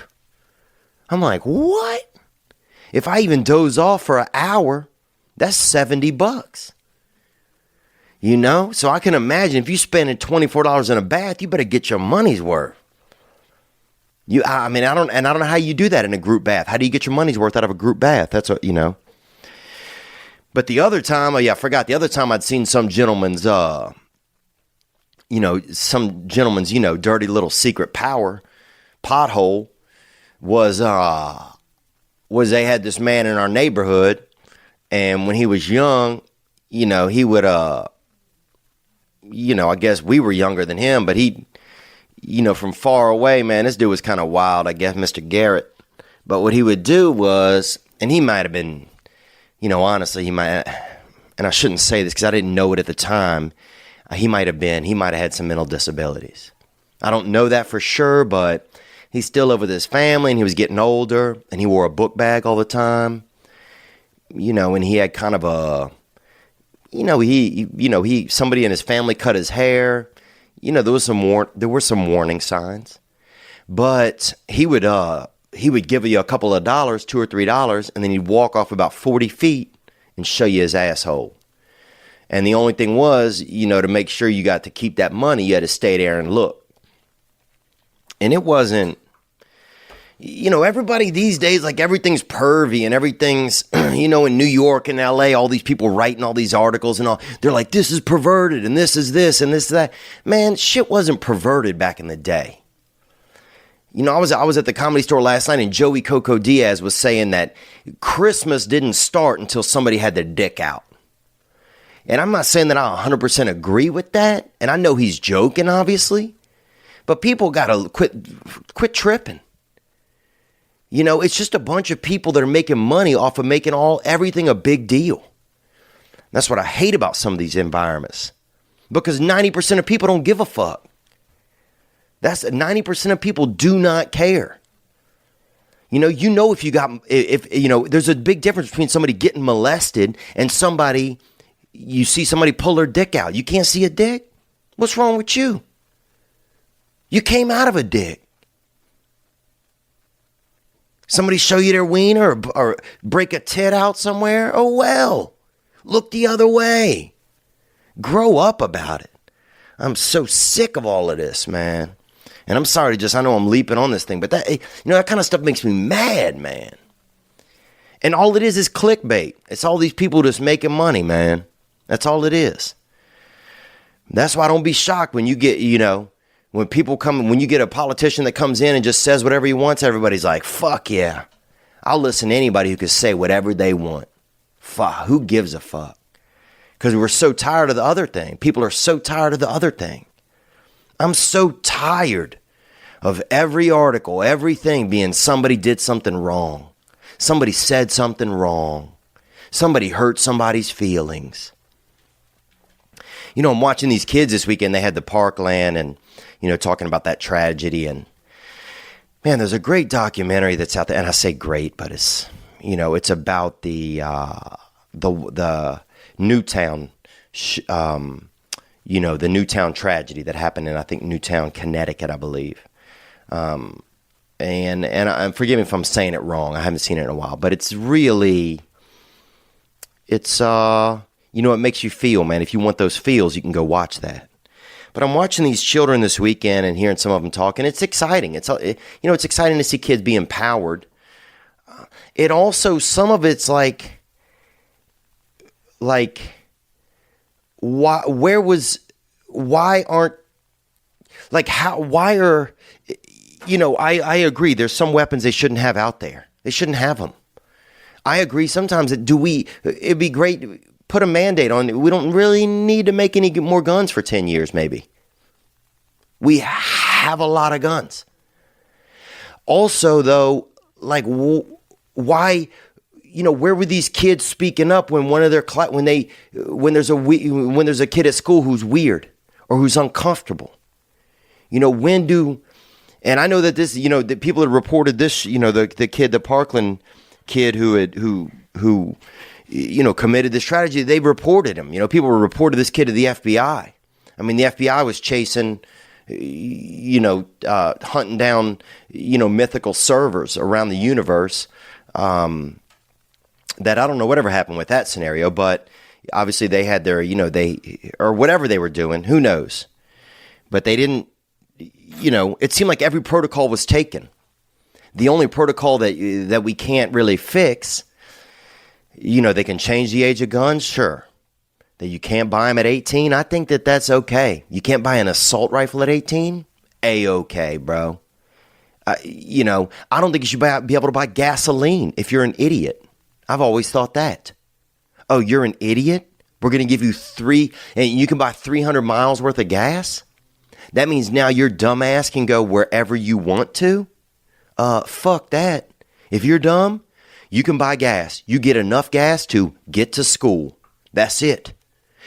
You walk back in, you're like, you only gave me like a mile and a half worth of gas? And the attendant's like, yep, that's because the community college is, and there you go. I don't think, if you're severely ignorant, you shouldn't be able to just ride around the universe, spreading ignorance everywhere. But I wonder where are all these kids speaking up when it's, when people are, when you see that you got that strange bird in your class. And why does this stuff happen now? I mean, I think a lot of it, I've said it before, I'm not trying to get too serious, but sometimes we got to talk about things that are topical. We got to talk about that stuff. And I'm okay to be wrong. I don't know. I have no idea. I've never been a parent. I was a kid. I used to make fun of some kids sometimes, but not as bad as some kids did. I would joke around. I would probably joke around with everybody about the same. And I think everybody kind of got joked around with here and there. But if I saw somebody that I thought was really getting, being rude to, I would always step in and try to say something, try to help. But some of that stuff's just going to occur. But, I'm just like, well, what? I don't know. I just don't. Sometimes it just seems like it's all this weird show that's going on. Like, I'm happy these kids are motivated, and I'm happy that, yeah, they shouldn't have to be in such fear. Because, dude, when you think about that, think about that. Think about that. Think about going to school now. When this stuff starts to happen every couple months, if it does, or every year, you know, if it increases, man, I'd be scared to go to school. If I'm already a kid that has a lot of anxiety, I'd be so scared. And then the kids who seem like they are uncomfortable at school, or the kid who was, kind of the odd duck back in the day. Now every kid at school is probably like, this dude's going to shoot up the fucking school. Because that's how kids are. Kids have this thing built into them. I just don't know. I don't know. I just don't know what some of it is. It's like, yeah, you have this show, you have this, these marches and everything, but it's like, is it just, I don't know. I just don't see how that solves things. But maybe there is no solution. Maybe some of it's time. I think also we are going to start to learn, like, in time, like, because, I grew up in a generation where we didn't have as much technology, and then we had too much technology. And I think we're going to start to learn how to use technology a little bit better and how to fit it in with who we are as humans, I hope. Because it's certainly gotten out of control. I mean, you had all these, like, you have kids so disconnected that just live in worlds of video games, and you got Uber cars running over people. You got drones filming the neighbor's tits, male or female tits.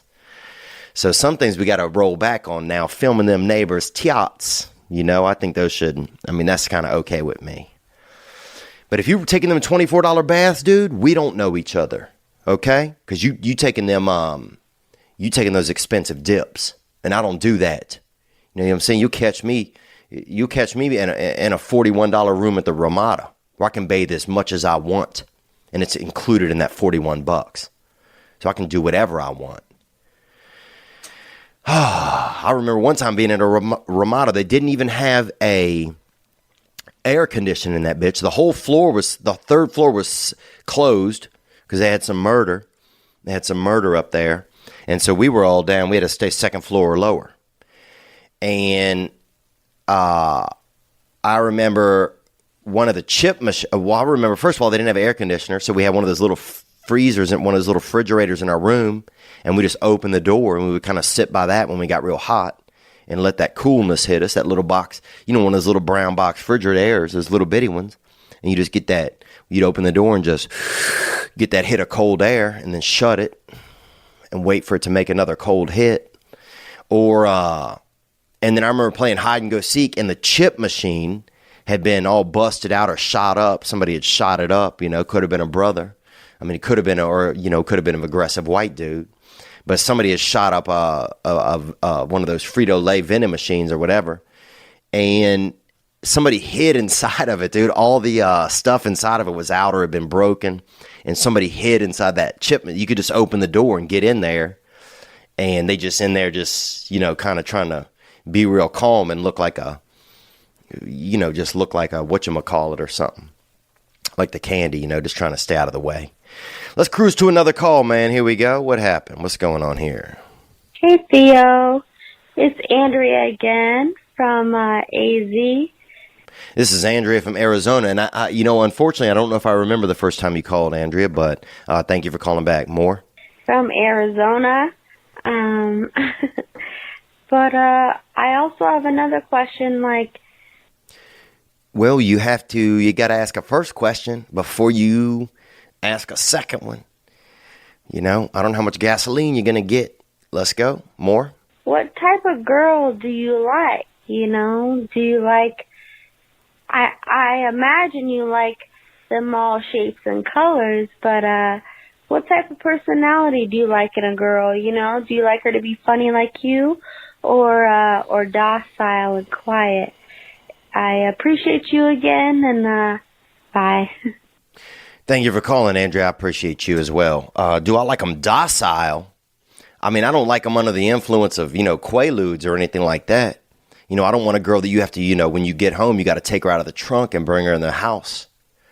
So I like a girl, I don't mind a pigtail. I don't mind two pigtails. You know, I remember this one girl only had one pigtail in my neighborhood because they only had one barrette at her house. And her and her sister got a set of barrettes for Christmas, but the set only come with two barrettes. And so they each got to use one. So they running around each looking like, you know, half a Wendy's logo, because each one of them had that just one, you know, that one braid riding out, you know, like a diving board that was, you know, taking the afternoon off, just kind of hanging off that side, you know, ganging out. So I don't mind a little bit of braids. I like a hard-working woman. You know, I don't want any of these. I need a teammate. I need a partner in crime. You know, I like a woman that knows that life is hard work. I like a woman, for me, I think, that has some semblance of idea or thoughts of there being some sort of a higher power. That doesn't have to be, they don't need to believe in Jesus Christ. They don't need to believe in, you know, in Muhammad or something, a specific deity or a specific liaison to a religion. But I need them to, you know, I want them to believe that there's something greater out there than us. You know what I'm saying? I ain't carrying around no atheist. I just can't, you know, because for me that doesn't work. For some people it may, and that's okay if it works for you. But I don't want somebody, you know, where every other day feels like Halloween around the house because they dark art. What else do I like? You know, I dated a girl with a real small head one time. I wouldn't mind more of like a regular headed woman. I dated a girl who had this little pin top. You know, sometime when I was making out with her, I could kiss her and my hands would touch under her chin and on the top of her head at the same time. And she was an adult, obviously. But I remember just like, dang, she got that cabbage ball. You know, and I started thinking, how many ideas could she even have in this hitter, you know, on top of her neck? You know, I was always scared somebody with a T-ball bat was just going to roll up and just, you know, try to knock a double. Because she had that little baby,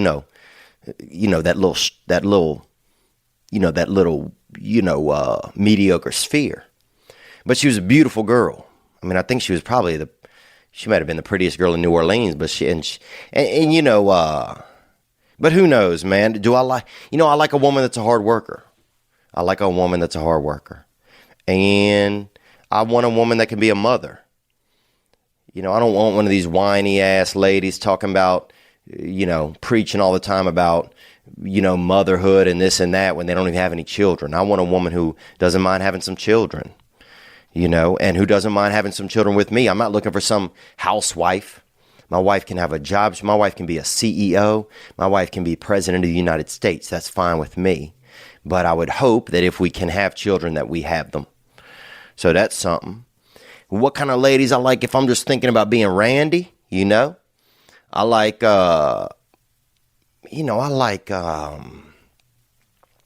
remember when I was young, I dated, you know, I like that kind of Native American looking type. Kind of girl, like if you saw her, you know, if you walked by and she was wearing a little bit of, you know, if you peeped in time, if you were peeking in her windows and she didn't know you were there, she might have had on those, you know, that buffalo skin brassiere, you know, or she might have had a couple of duck uteruses kind of woven in with some vine and holding up her breasts, you know, just some lady that's really of the earth, you know, that Native American kind of girl. If you're peeking in her window at night, you wouldn't be surprised if her dad freaking dropped that arrow right by your ear, you know, parted your hair, just and you know not to look at his daughter get, you know, change clothes and stuff at night, even though you guys are in love with each other. So I think I had that kind of Pocahontas sort of thing that I kind of always maybe envisioned. You know, and my mother, you know, they say that you're attracted to some characteristics that your mother has. And my mother was kind of tall, dark, and handsome, I guess, in a way, but in a female way. My mother's a hard worker. The hardest working man I've ever known is my mother. And so I really admire that. You know, because I need a teammate, and I'm a lot to deal with. I know that. You know, I'm really sensitive. You know, I'm a sensitive person. And I get better at managing my sensitivity, but I need somebody who's got that, so, who's able to, who's able to deal with that. So, but also, I think it changes over time. When some things I start to see, one good thing about being, single as you get older and being able to kind of see how relationships shake out and stuff is that you notice like, oh, I'm glad I didn't go with that one, or I'm glad I didn't go with that one. Or that I didn't go, but I'm glad that situation didn't work out, or that situation didn't work out because of this or because of that. You start to see like, oh, I see how that person goes that way, or how that type of person goes that way. You just get more view. So that's one thing that is kind of rewarding about being single as I get older, is being able to get a larger view of what's going on. But I've been fortunate enough to date some neat gals. I hope I haven't in my life. I don't know if I've ever mistreated any women or done anything like that. I think I've been afraid of commitment and those sorts of things, and so that probably hadn't been very helpful to some women. But those are some things that I like. And for me, if a woman's funny, that's beautiful. To me, if a woman likes to play board games sometimes in the evening or in the afternoon, then I like that. I like a girl that doesn't mind, maybe doing like a silly dance or something, or doesn't mind like, looking silly sometimes, because those things inspire me. I'm always so afraid to like, it's kind of weird. I'm afraid to look silly. Like, I'm not afraid to tell jokes and say things that are silly, but I'm afraid physically sometimes to look silly. And so if there's a girl that kind of is comfortable with those sorts of things, then that makes me feel, I admire that, because I wish I could be that way. And then somebody that's understanding. I mean, fuck, I think I'm just describing things we all want. But that's some of my ideas, Andrea, and you sound like a beautiful young lady. And if I don't have somebody, or if you don't have somebody, then at the very least, we can still treat ourselves with romance. So once you get out there and put some put some of that tzatziki on your thighs, and treat yourself right. Light a candle and pour some wax on your neck or something. Or dip your shoulders in chocolate and lick it off. Do that side to side, That freaking nervous, with that nervous tongue, just hunting your freaking clavicle, hunting along your clavicle with that nervous tongue, just back and forth, just getting your own chocolate hits. Some beauty right there. Let's hear another call that came in right here, just kind of chiming into the conversation. Here we go. Hey, Theo, this is Kara, the animal agent from New York. Oh, yeah, Kara.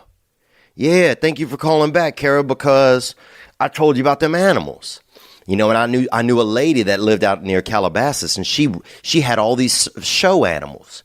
She had like the circus mouse from Green Mile. She had the dog from I Am Legend. She had the cat from Sabrina the Teenage Witch. She had a batch of snails from some famous movie. I don't know what it was, and I'd never seen their work. But onward. Calling back again. You had asked for a little bit more information about my job, and so here it goes. So my job is totally awesome, as one would expect. I get to work with all different kinds of animals every single day. Ooh, man, that's crazy, because you probably get to see animals that the rest of us don't even know about. That's a pretty fascinating. I've always wished that, that we had access to all the animals. Let's hear more. I'm probably one of the few people in this country, at least, that absolutely loves their job. Wow. Yeah, you sound excited. You sound excited about your job. Onward.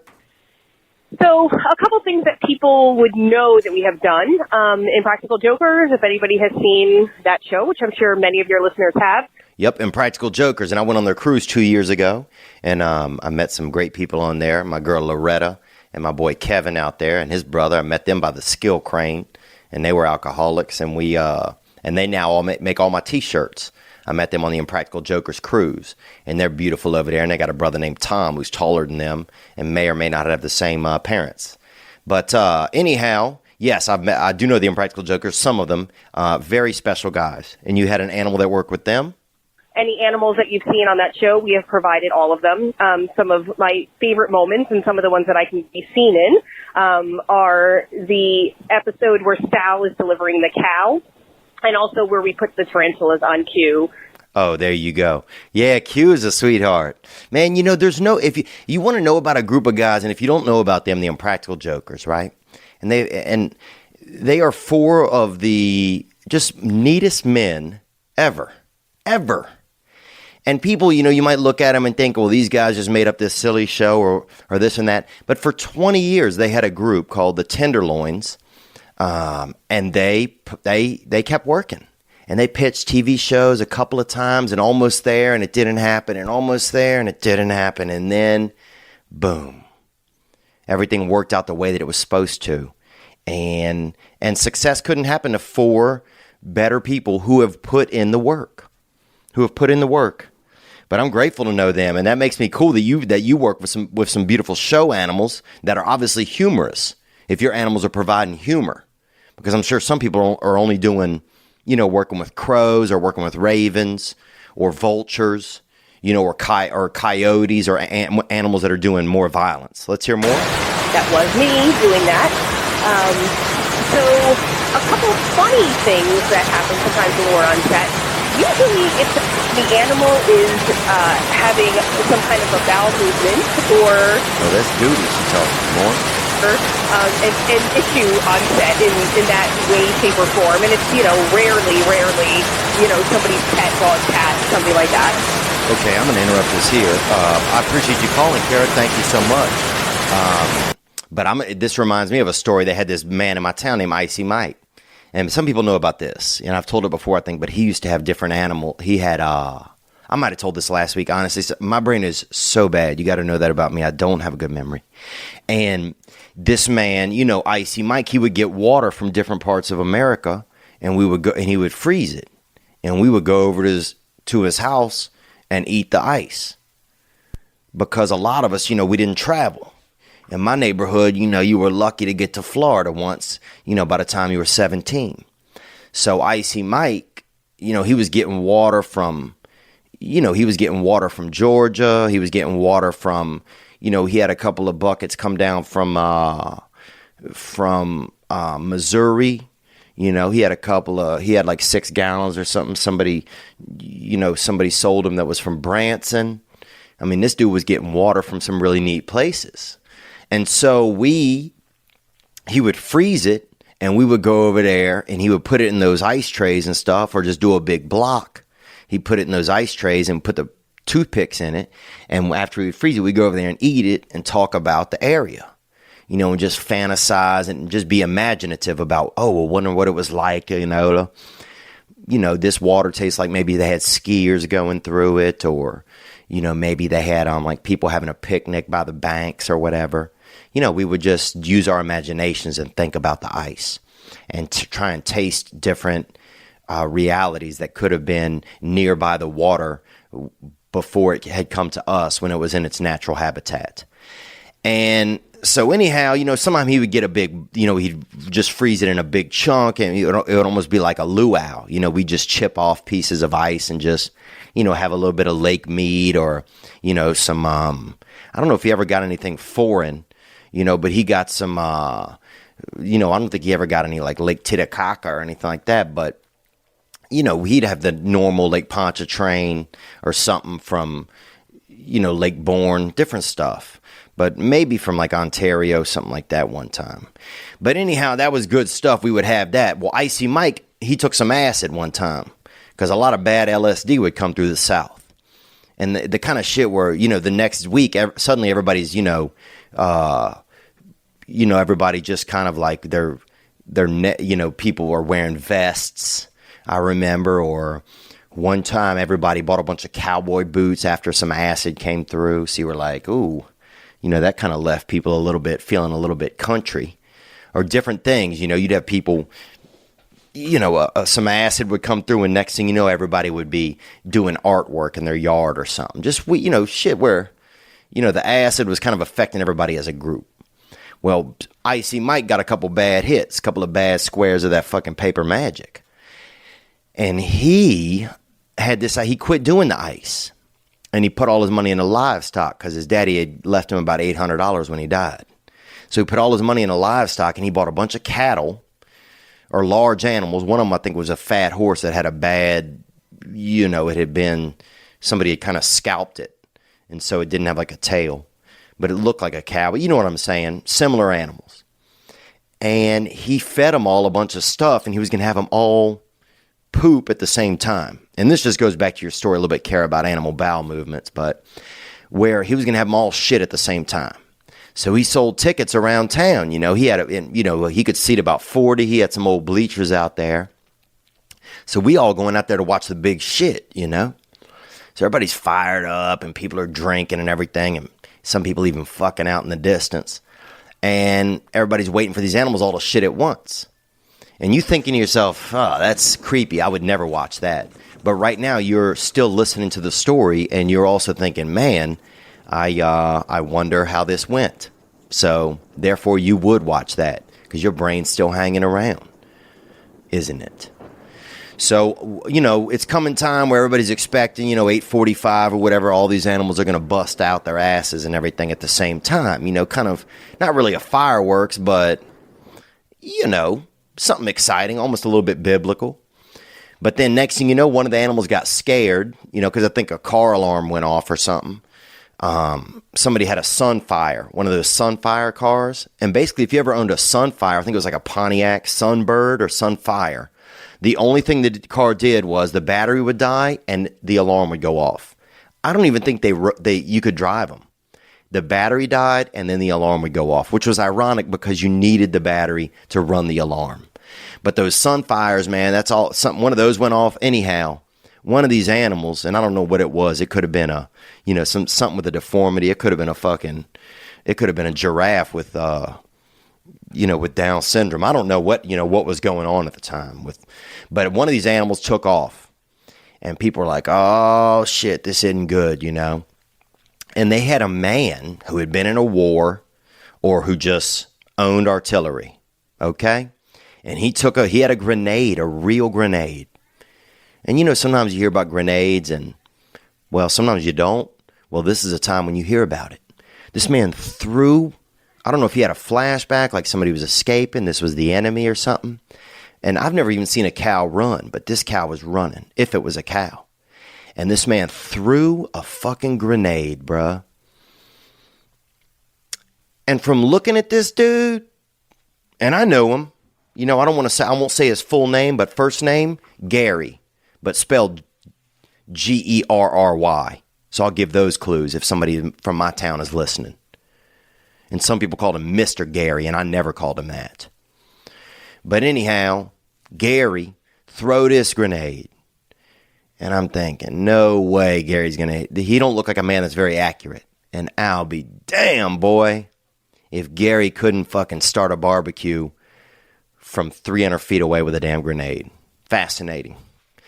So, not cool. And I'm not the kind of guy who glorifies that kind of stuff. I don't think animal cruelty is good. This is before they had animal cruelty. This is 20 years ago when animals and humans were still fighting each other a lot and not seeing eye to eye. But that shit went off, boy. And so that's where I'm from. If you want to know where I'm from, that's where I'm from. So don't let people act like, oh, you from Heath. That's where I'm from.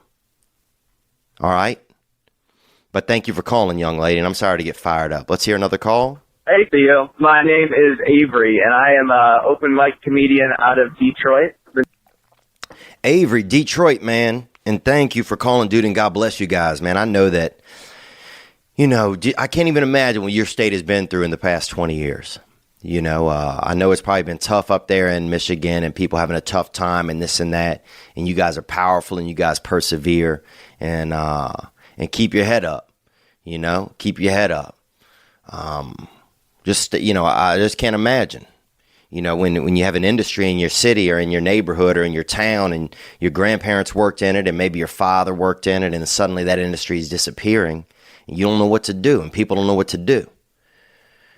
You know, and then next thing you know, everybody's yelling at you because you're not living your life right. Well, what do you want me to do? I got 3 kids, you know, and I live in this town already. I can't just up and move to some, you know. So I don't know. I didn't mean to get all into that shit, but thank you for calling, man. Onward. Doing about a year now, just starting out. Love listening to the podcast. Love the motivation of you trying to improve your life. And I heard your comments recently about masturbation, and I have some thoughts on it. Well, thank you for calling, Avery. I do masturbation, and I'm trying. Onward. And I actually do a little bit of a bit about it. Because I don't know whether masturbation's good or bad, because in the Bible it says it's bad and that you're not supposed to do it, but everybody says that it's not a big deal. But my thought is that the Bible is right about masturbation and that it is bad because it's not about the devil or anything like that. It's bad because it satisfies you. So like if you're feeling bad and you want to feel good, you either have the option to go out and make your life better by doing the hard stuff, or you can just rub your dick and feel good right away. That's true. And that's, you know, and I've chosen that path many times, probably 20 or 30, 20, maybe 15,000 times rubbing my dick. I mean, like there's a damn genie in there. And you're right. You know, we put these things in, or I do. I'm not going to say we. And I don't know you, but you're sharing some of this stuff. I put things in my way that anything I can put in my way to prevent me from having to deal with myself and make myself a better person or to get better, I will do it. It could be a cigarette. It could be masturbation. It could be looking at pornography. It could be, doing some mild peeping Toming from far away but safe distances. And I don't do that anymore. So I don't even think I'm out there like that. But, over time, when I look back in my life, anything I could do instead of having to sit there and be with myself. Anything I could do. And some people say, you're so restless. Yeah, I was restless, but I didn't want to. I was afraid. I didn't want to wrestle with what was really making me feel. I didn't want to wrestle with, why do you want to go, do something? Why do you want to act out right now? Why do you want to go jerk off or, smoke or do something, or why are you not okay right now? And I didn't want to answer that question. Why am I not okay? I didn't want to answer that. Instead, I just wanted to find something else to do so that I could keep putting that question off. But now I'm at a point in my life where I choose to try and answer it. And I don't have the answer, but, more shall be revealed, I find. The more efforts even if they're little efforts I make to treat myself better and to take care of myself, more is constantly revealed. Constantly. And I never thought that would be possible. But thank you for calling, Avery, and good luck out there. And it weakens you. Because I used to do this. I would meet a girl if I liked her. And then instead I would get scared to go meet up with her and just anxiety. I would jerk off. And the next thing you know, I would text her or call her and cancel the date. And then I'd be so tired from jerking off or whatever, because I do big jerks. I'd be so tired from doing those big jerks that I would be too exhausted to even go out or do anything. And so now I'm just alone by myself. And then that being alone starts to, and I said this last week, I think it's like a moss. It's like a moss that grows in the dark. The more you stay inside and the more you be alone, that grows on itself. This is real information. You can go look at this shit. Or you can just, if you're living this, you can ask yourself and you'll feel that it's true. And I'm not accusing anybody but I've been there. I spent probably 8 years running in that same circle. Just not taking care of myself and then feeling bad for not taking care of myself. And back and forth. Just like it was an ocean. Like the tide would go in and the tide would go out. And I wouldn't take care of myself. And then I'd feel bad for not taking care of myself. And that was it. That was my life. But not anymore, boy. Not anymore. All right, we're going to get into a couple calls here that, we have the contest every month that we just started. This is our first month where we give away one of those Correctional Center Blue this past weekend t-shirts. And I'll put one up tonight on the This Past Weekend Instagram. And if you're not following that feed, you can follow it at This Past Weekend _ I believe it is. And whoever calls in, you got to hit the hotline, 985-664-9503, and you have to leave a message. It needs to be 60 seconds or less telling me about your weekend and why it was great or why it was horrible. Now, don't call in every week. Call in when you have a good one, because we got a whole box of these Correctional Center blue shirts. We're going to send them out, and they gutter. They gutter. Dude, I wouldn't put an ugly baby in one of these things, but, you know, I wouldn't start a fucking fire with one of them.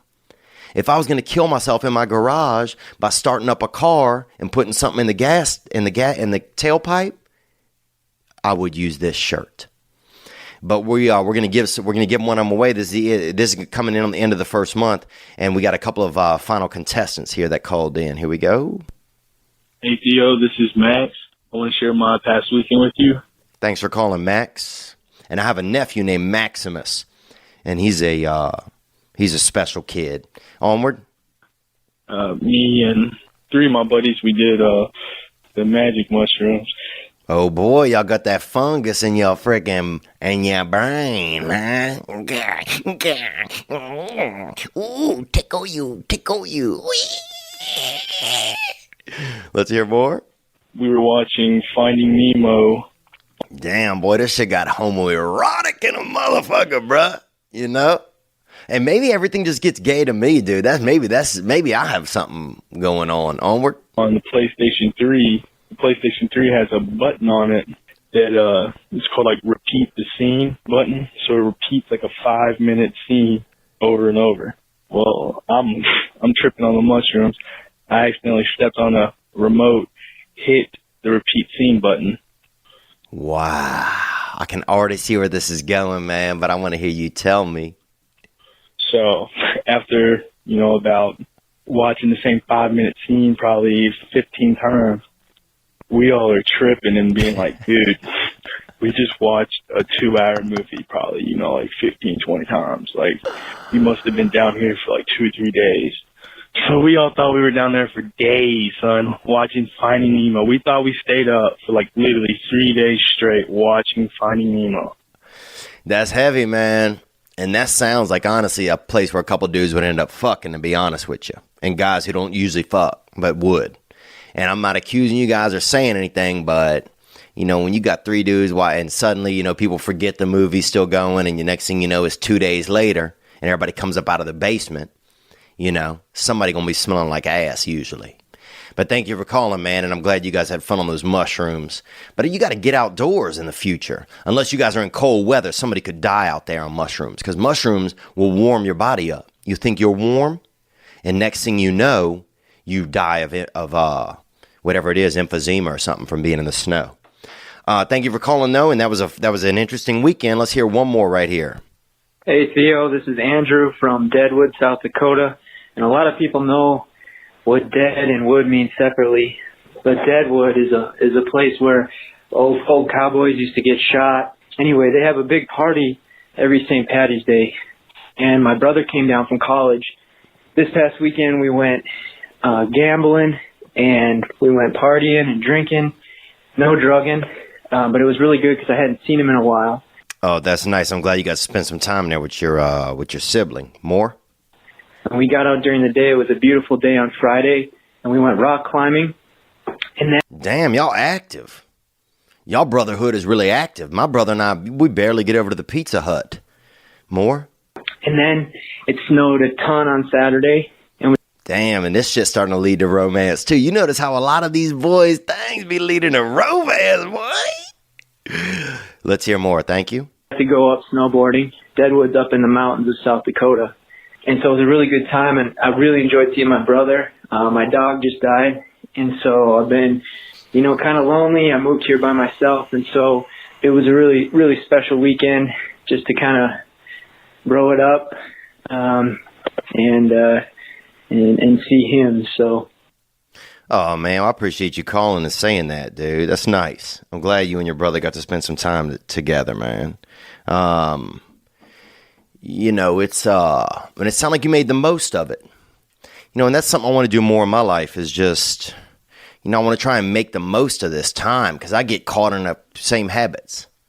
Okay, well, let's just stay in and watch the tube, or let's, I'll just eat the same thing. I'll just have this same macaronis. I'll just have I'll just get a pear and just cut this pear up and have another pear. But sometimes, you got to be adventurous and you got to get up early and and you got to make your life, you got to add spice to it. And it doesn't, you got to add, I hate to say it, man, but you got to go back to that romance. You got to go back to that romance. That's what it is. You got to add that romance to your life. And it doesn't even have to be in a sensual way or in anything. But you and your brother, you decided to put some type of a feeling into your day. Some type of an action, some type of you guys went rock climbing, you went snowboarding. Jesus, man, if my brother and I went and did that, one of our fucking legs would fall off. But you made it, you got active. And that is, that's the kind of thing that'll keep us out of the dark arts, is staying active. Because otherwise, you out there like me and Avery out there in Detroit, jerking off and wondering, how Eminem just seems so different than he did 20 years ago. You just don't know. It's wild, man. But you out there, you're making your life, you're adding romance to your life. And I appreciate that, Andrew. I appreciate you calling. It sounded like a great weekend you had. So those are 2 weekends that came in, and those are contestants. And I know the winner right here.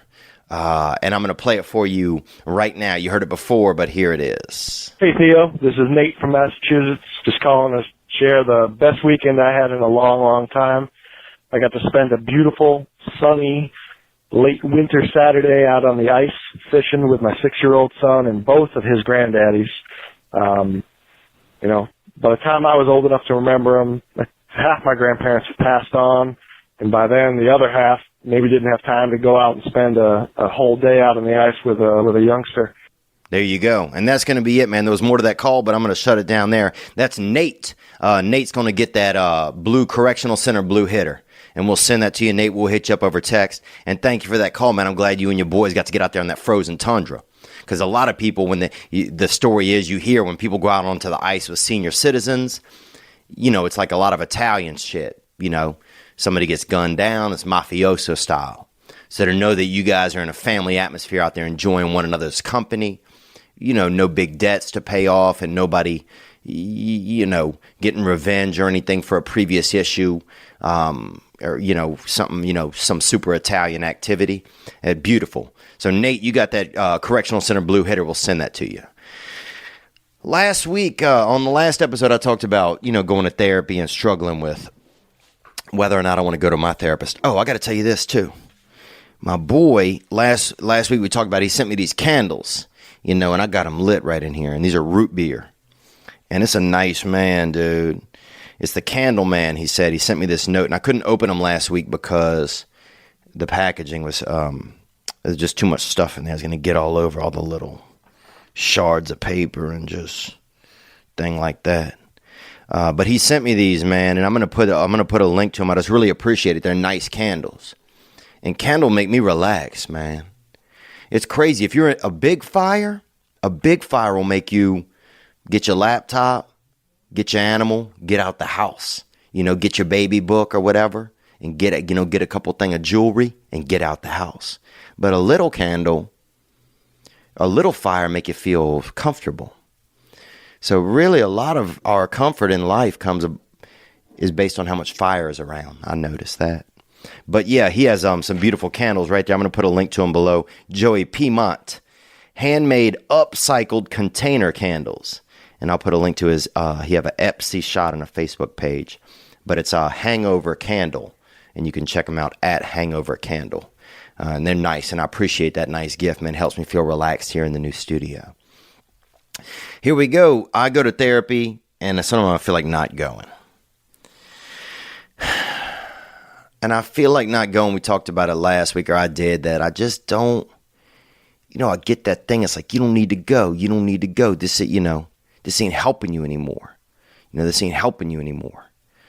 And we had this call that came in about some advice about therapy. Here we go. Hi, Theo Vaughn. Hi, so I've called you before, and I had some advice for you because I'm getting ready to go to my shrink right now. Okay, you about to shrink out more? It took me a while to decide to go see one, and once I did and found someone I really liked, I see now why it's valuable. It took me a while to figure out what the point of rehashing, like, painful bullshit could possibly be, but whatever, that's everybody's own journey. But I do have some advice. When you feel like you don't want to go there, when you don't want to go see your therapist, generally, here's what I do. I say, I don't want to talk about it. That's generally why I don't want to go see her. Okay, and we got this call right here on that topic. Hi, Theo Vaughn. Hi, so I've called you before, and I had some advice for you. Like, when you feel like you don't want to go there, when you don't want to go see your therapist, generally, here's what I do. I say, I don't want to talk about it. That's generally why I don't want to go see her. Yeah, that's true. That's what I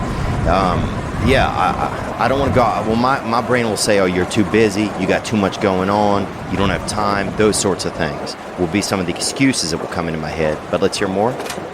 And then I ask myself, what don't you want to talk about?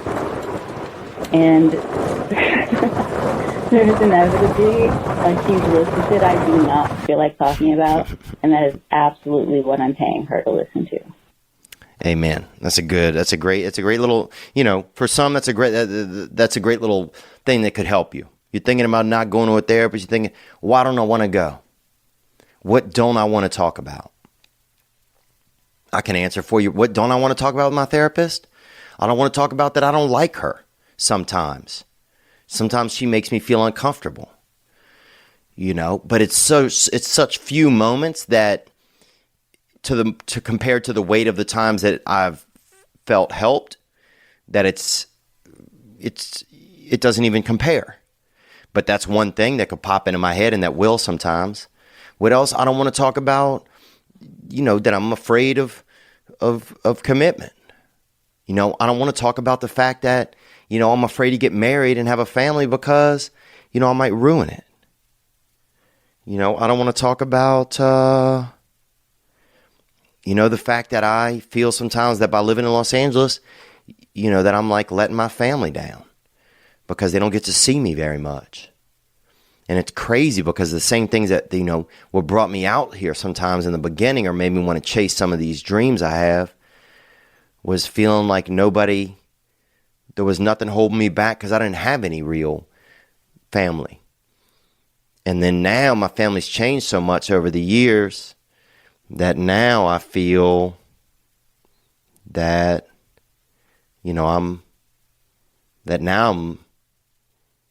letting them down by being here. And I know some of that's not true, but it's still, or just that I'm, not taking advantage of what's most important.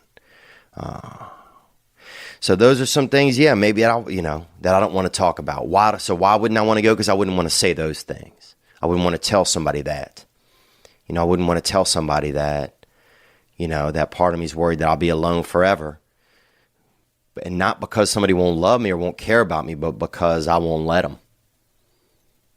That I won't really do the work to let them. But thank you for your call. Let's hear another call or two that came in real quick. Here we go. Theo. It's your boy Roel from Houston, Texas. Roel, thank you for calling. There's a thing off of YouTube from Jocko Willink. It's called Good. Jocko Willink, yes. Tell me more. And there's an excerpt I like to read. And it says, if you can say the word good, guess what? It means you're still alive. It means you're still breathing. And if you're still breathing, well then hell, you still got some fight left in you. So get up, dust off, reload, recalibrate, re-engage, and go out on the attack. Theo. Wow. Your boy Roel from Houston, Texas. There you go. And he said right there that if you can say the word good, then you got some fight left in you. You know, that's a nice moniker, too, to go by. And so you need to get out there and go out on the attack. And I do believe that if you want this world, if you want this shit, you got to stay on it. You have to stay on it. You have to have your plan, and you got to work towards it. You got to move forward. And you can let yourself go here and there. You can let yourself down sometimes. But we need to have a plan long term to keep ourselves up. And if you can't find it, then ask somebody who has one. It's amazing how much people are willing to help other people. I will never, ever be surprised by the kindness in humans. Never be surprised, man. Like old Blanche, what's her name, said in Streetcar Named Desire, I've always depended upon the kindness of strangers. And that's true for me as well. Thank you for calling, Raul. Here we go. We got this call came in. This fella looking for some suggestions and guidance. Here we go.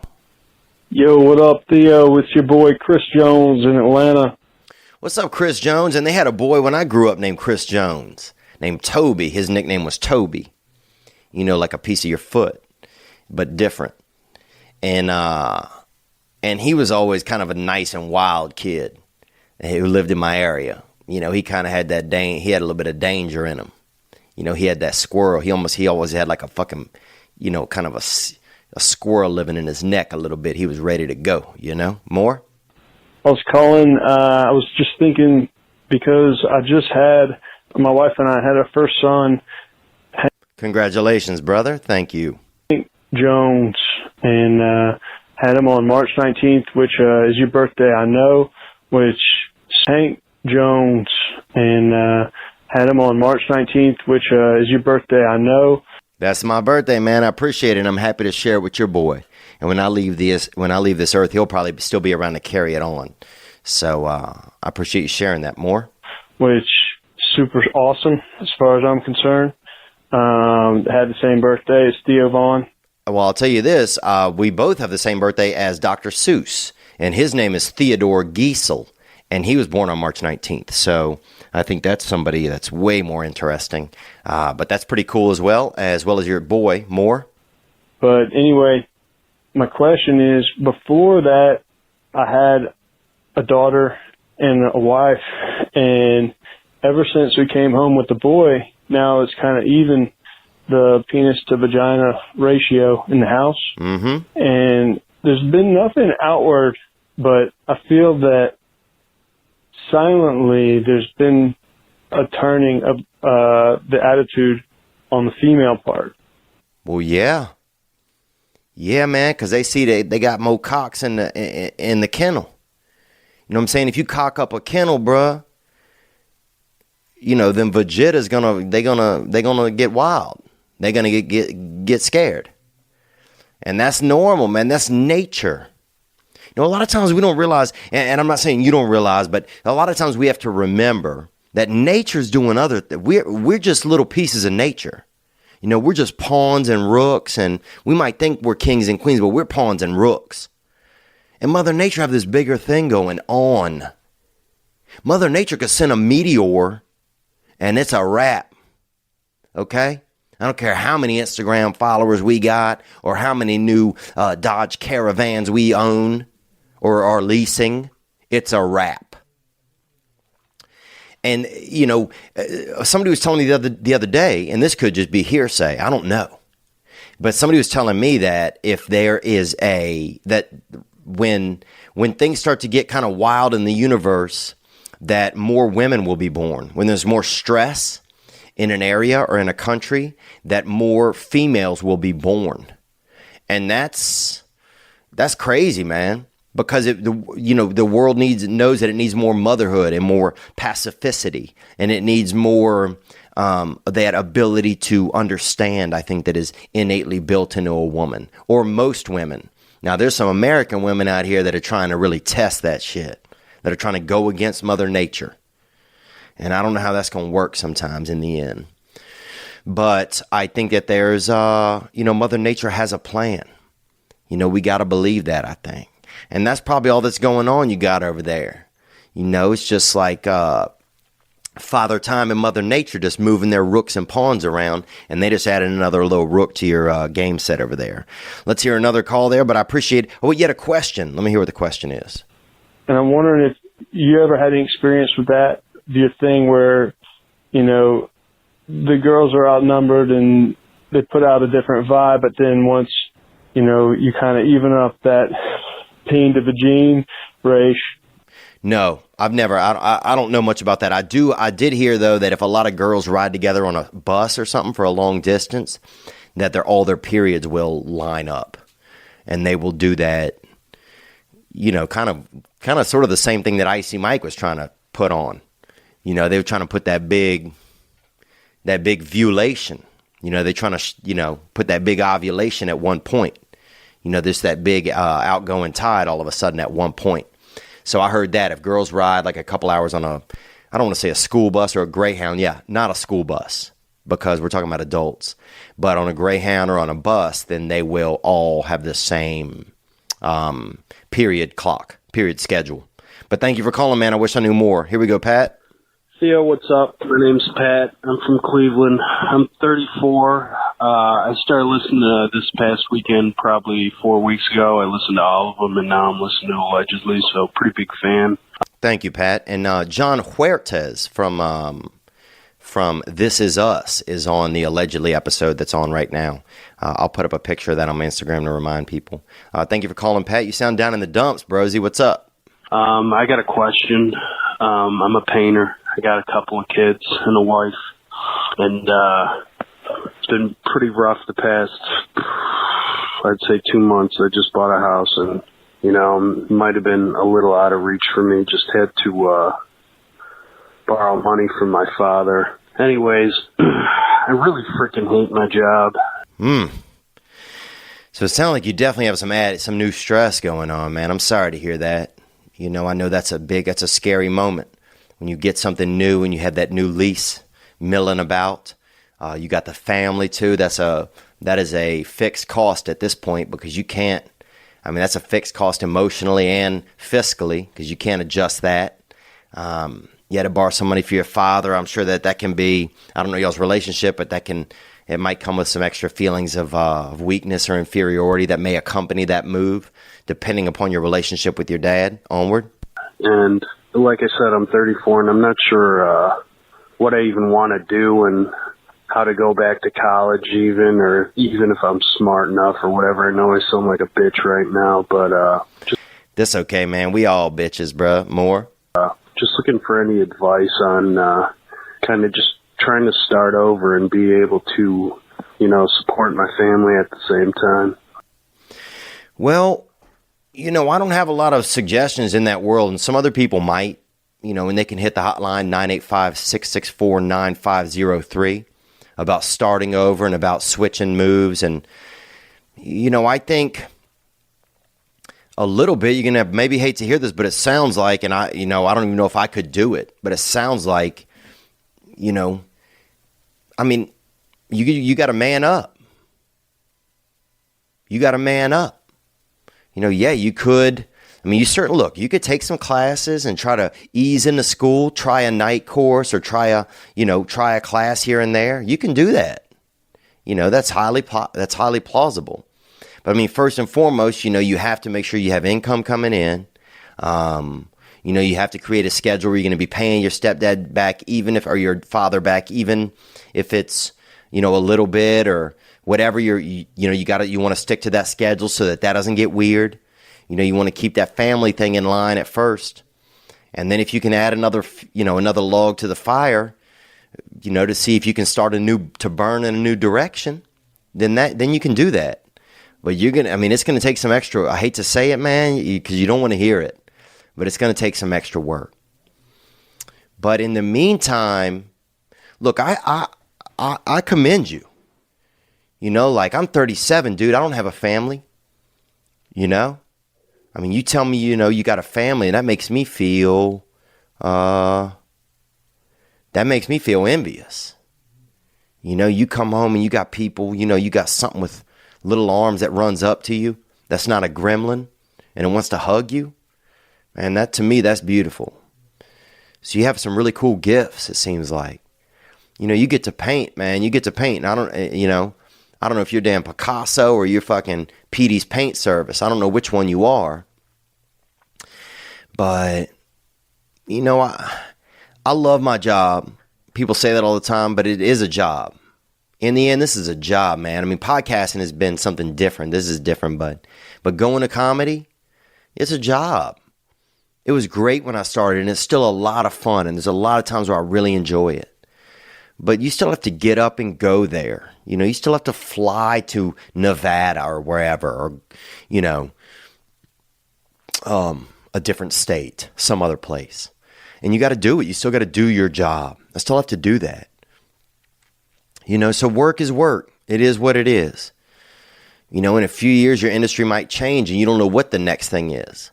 If you never know whose house you might be painting one day, and then they notice your work ethic or your attitude, and they bring you into the fold with something amazing that they're doing. I'm going to tell you this, man. When I've been doing comedy about 8 years, I was real scared. And I was kind of in love with this girl in Louisiana. And so I went back there for about 6 months, and I had to get a job. And I got a job at a taco place. This place was making kind of decent tacos, medium, not upscale, not them upscale hitters, but medium hitters. And I had to bartend. I was bartending. I never bartended anything. But they had a smoothie machine that had alcoholic smoothies, margaritas. That's what they were. And I would just make those and slang these, tacos to people. And one night I'm sitting there, I'm washing glasses, and I was, at the same time, I had comedy that was on Comedy Central. It had just popped off, But that wasn't paying my bills. That wasn't taking care of me. So here I was back in Louisiana, and I'm renting a house with my sister, and they got strippers coming over and stealing the vacuums and shit. And I'm out here, and there's a man sitting there one night, and he starts telling me about this piece of property.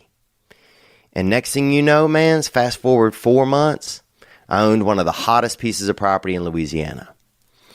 Now I got into a weird scenario with some friends, and, I didn't really make the best choices, and, it was, you shouldn't do business with friends sometimes. And I lost the property, right?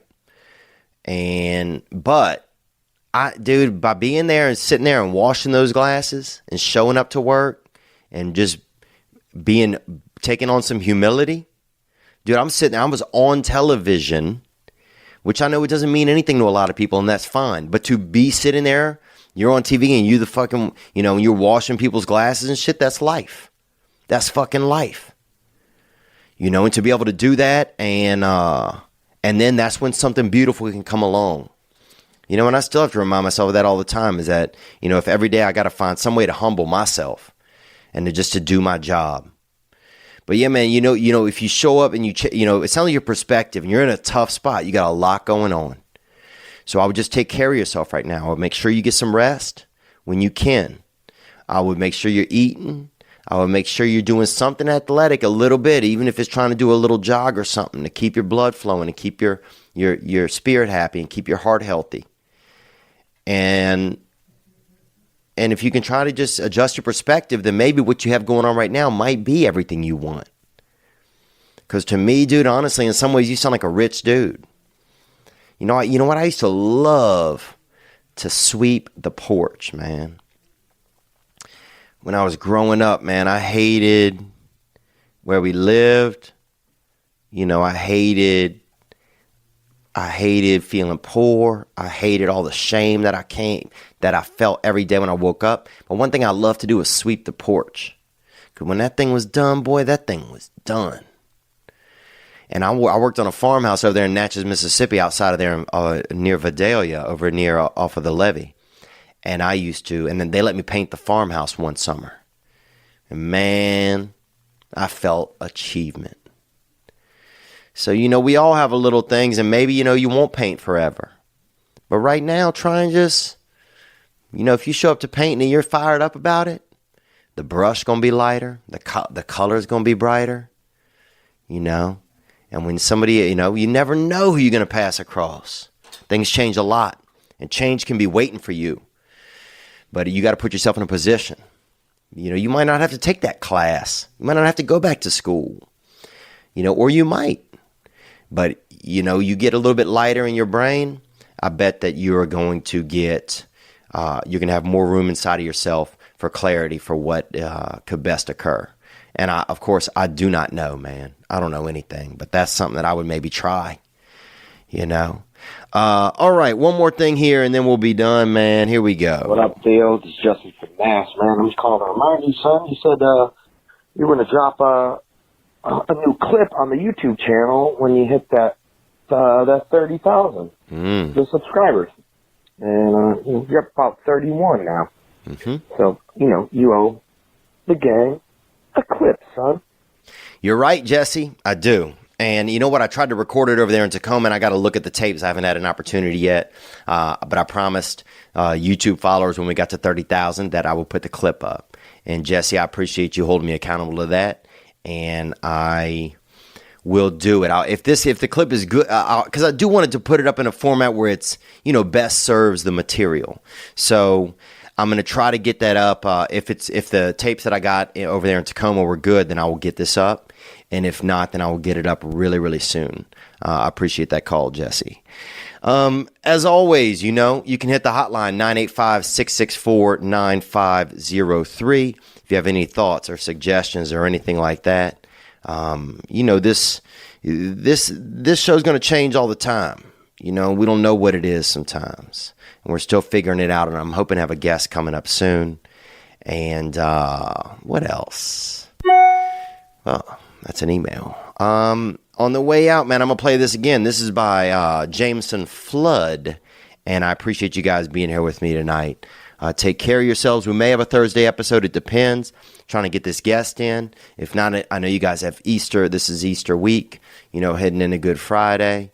And, you know, try and celebrate. Try and, you know, life can be heavy sometimes, but we have the option of how much we want to feel the weight.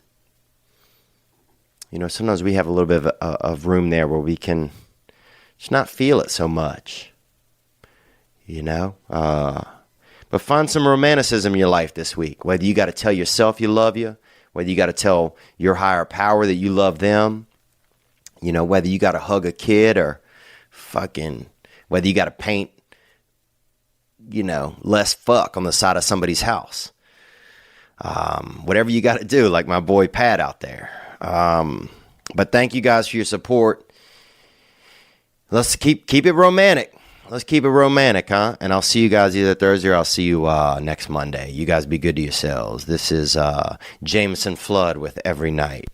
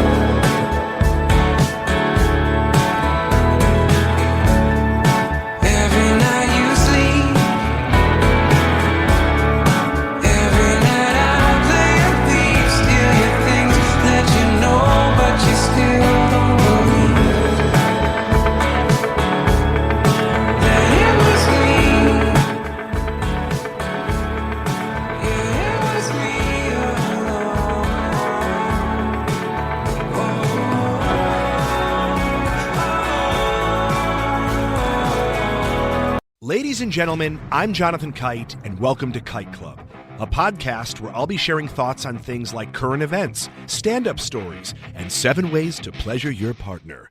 The answer may shock you. Sometimes I'll interview my friends. Sometimes I won't. And as always, I'll be joined by the voices in my head. You have 3 new voice messages. A lot of people are talking about Kite Club. I've been talking about Kite Club for so long, longer than anybody else. So great.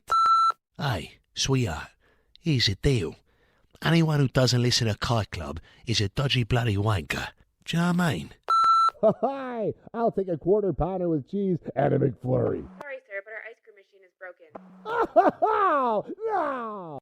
I think Tom Hanks just butt-dialed me. Anyway, first rule of Kite Club is tell everyone about Kite Club. Second rule of Kite Club is tell everyone about Kite Club. Third rule, like and subscribe wherever you listen to podcasts or watch us on YouTube, yeah?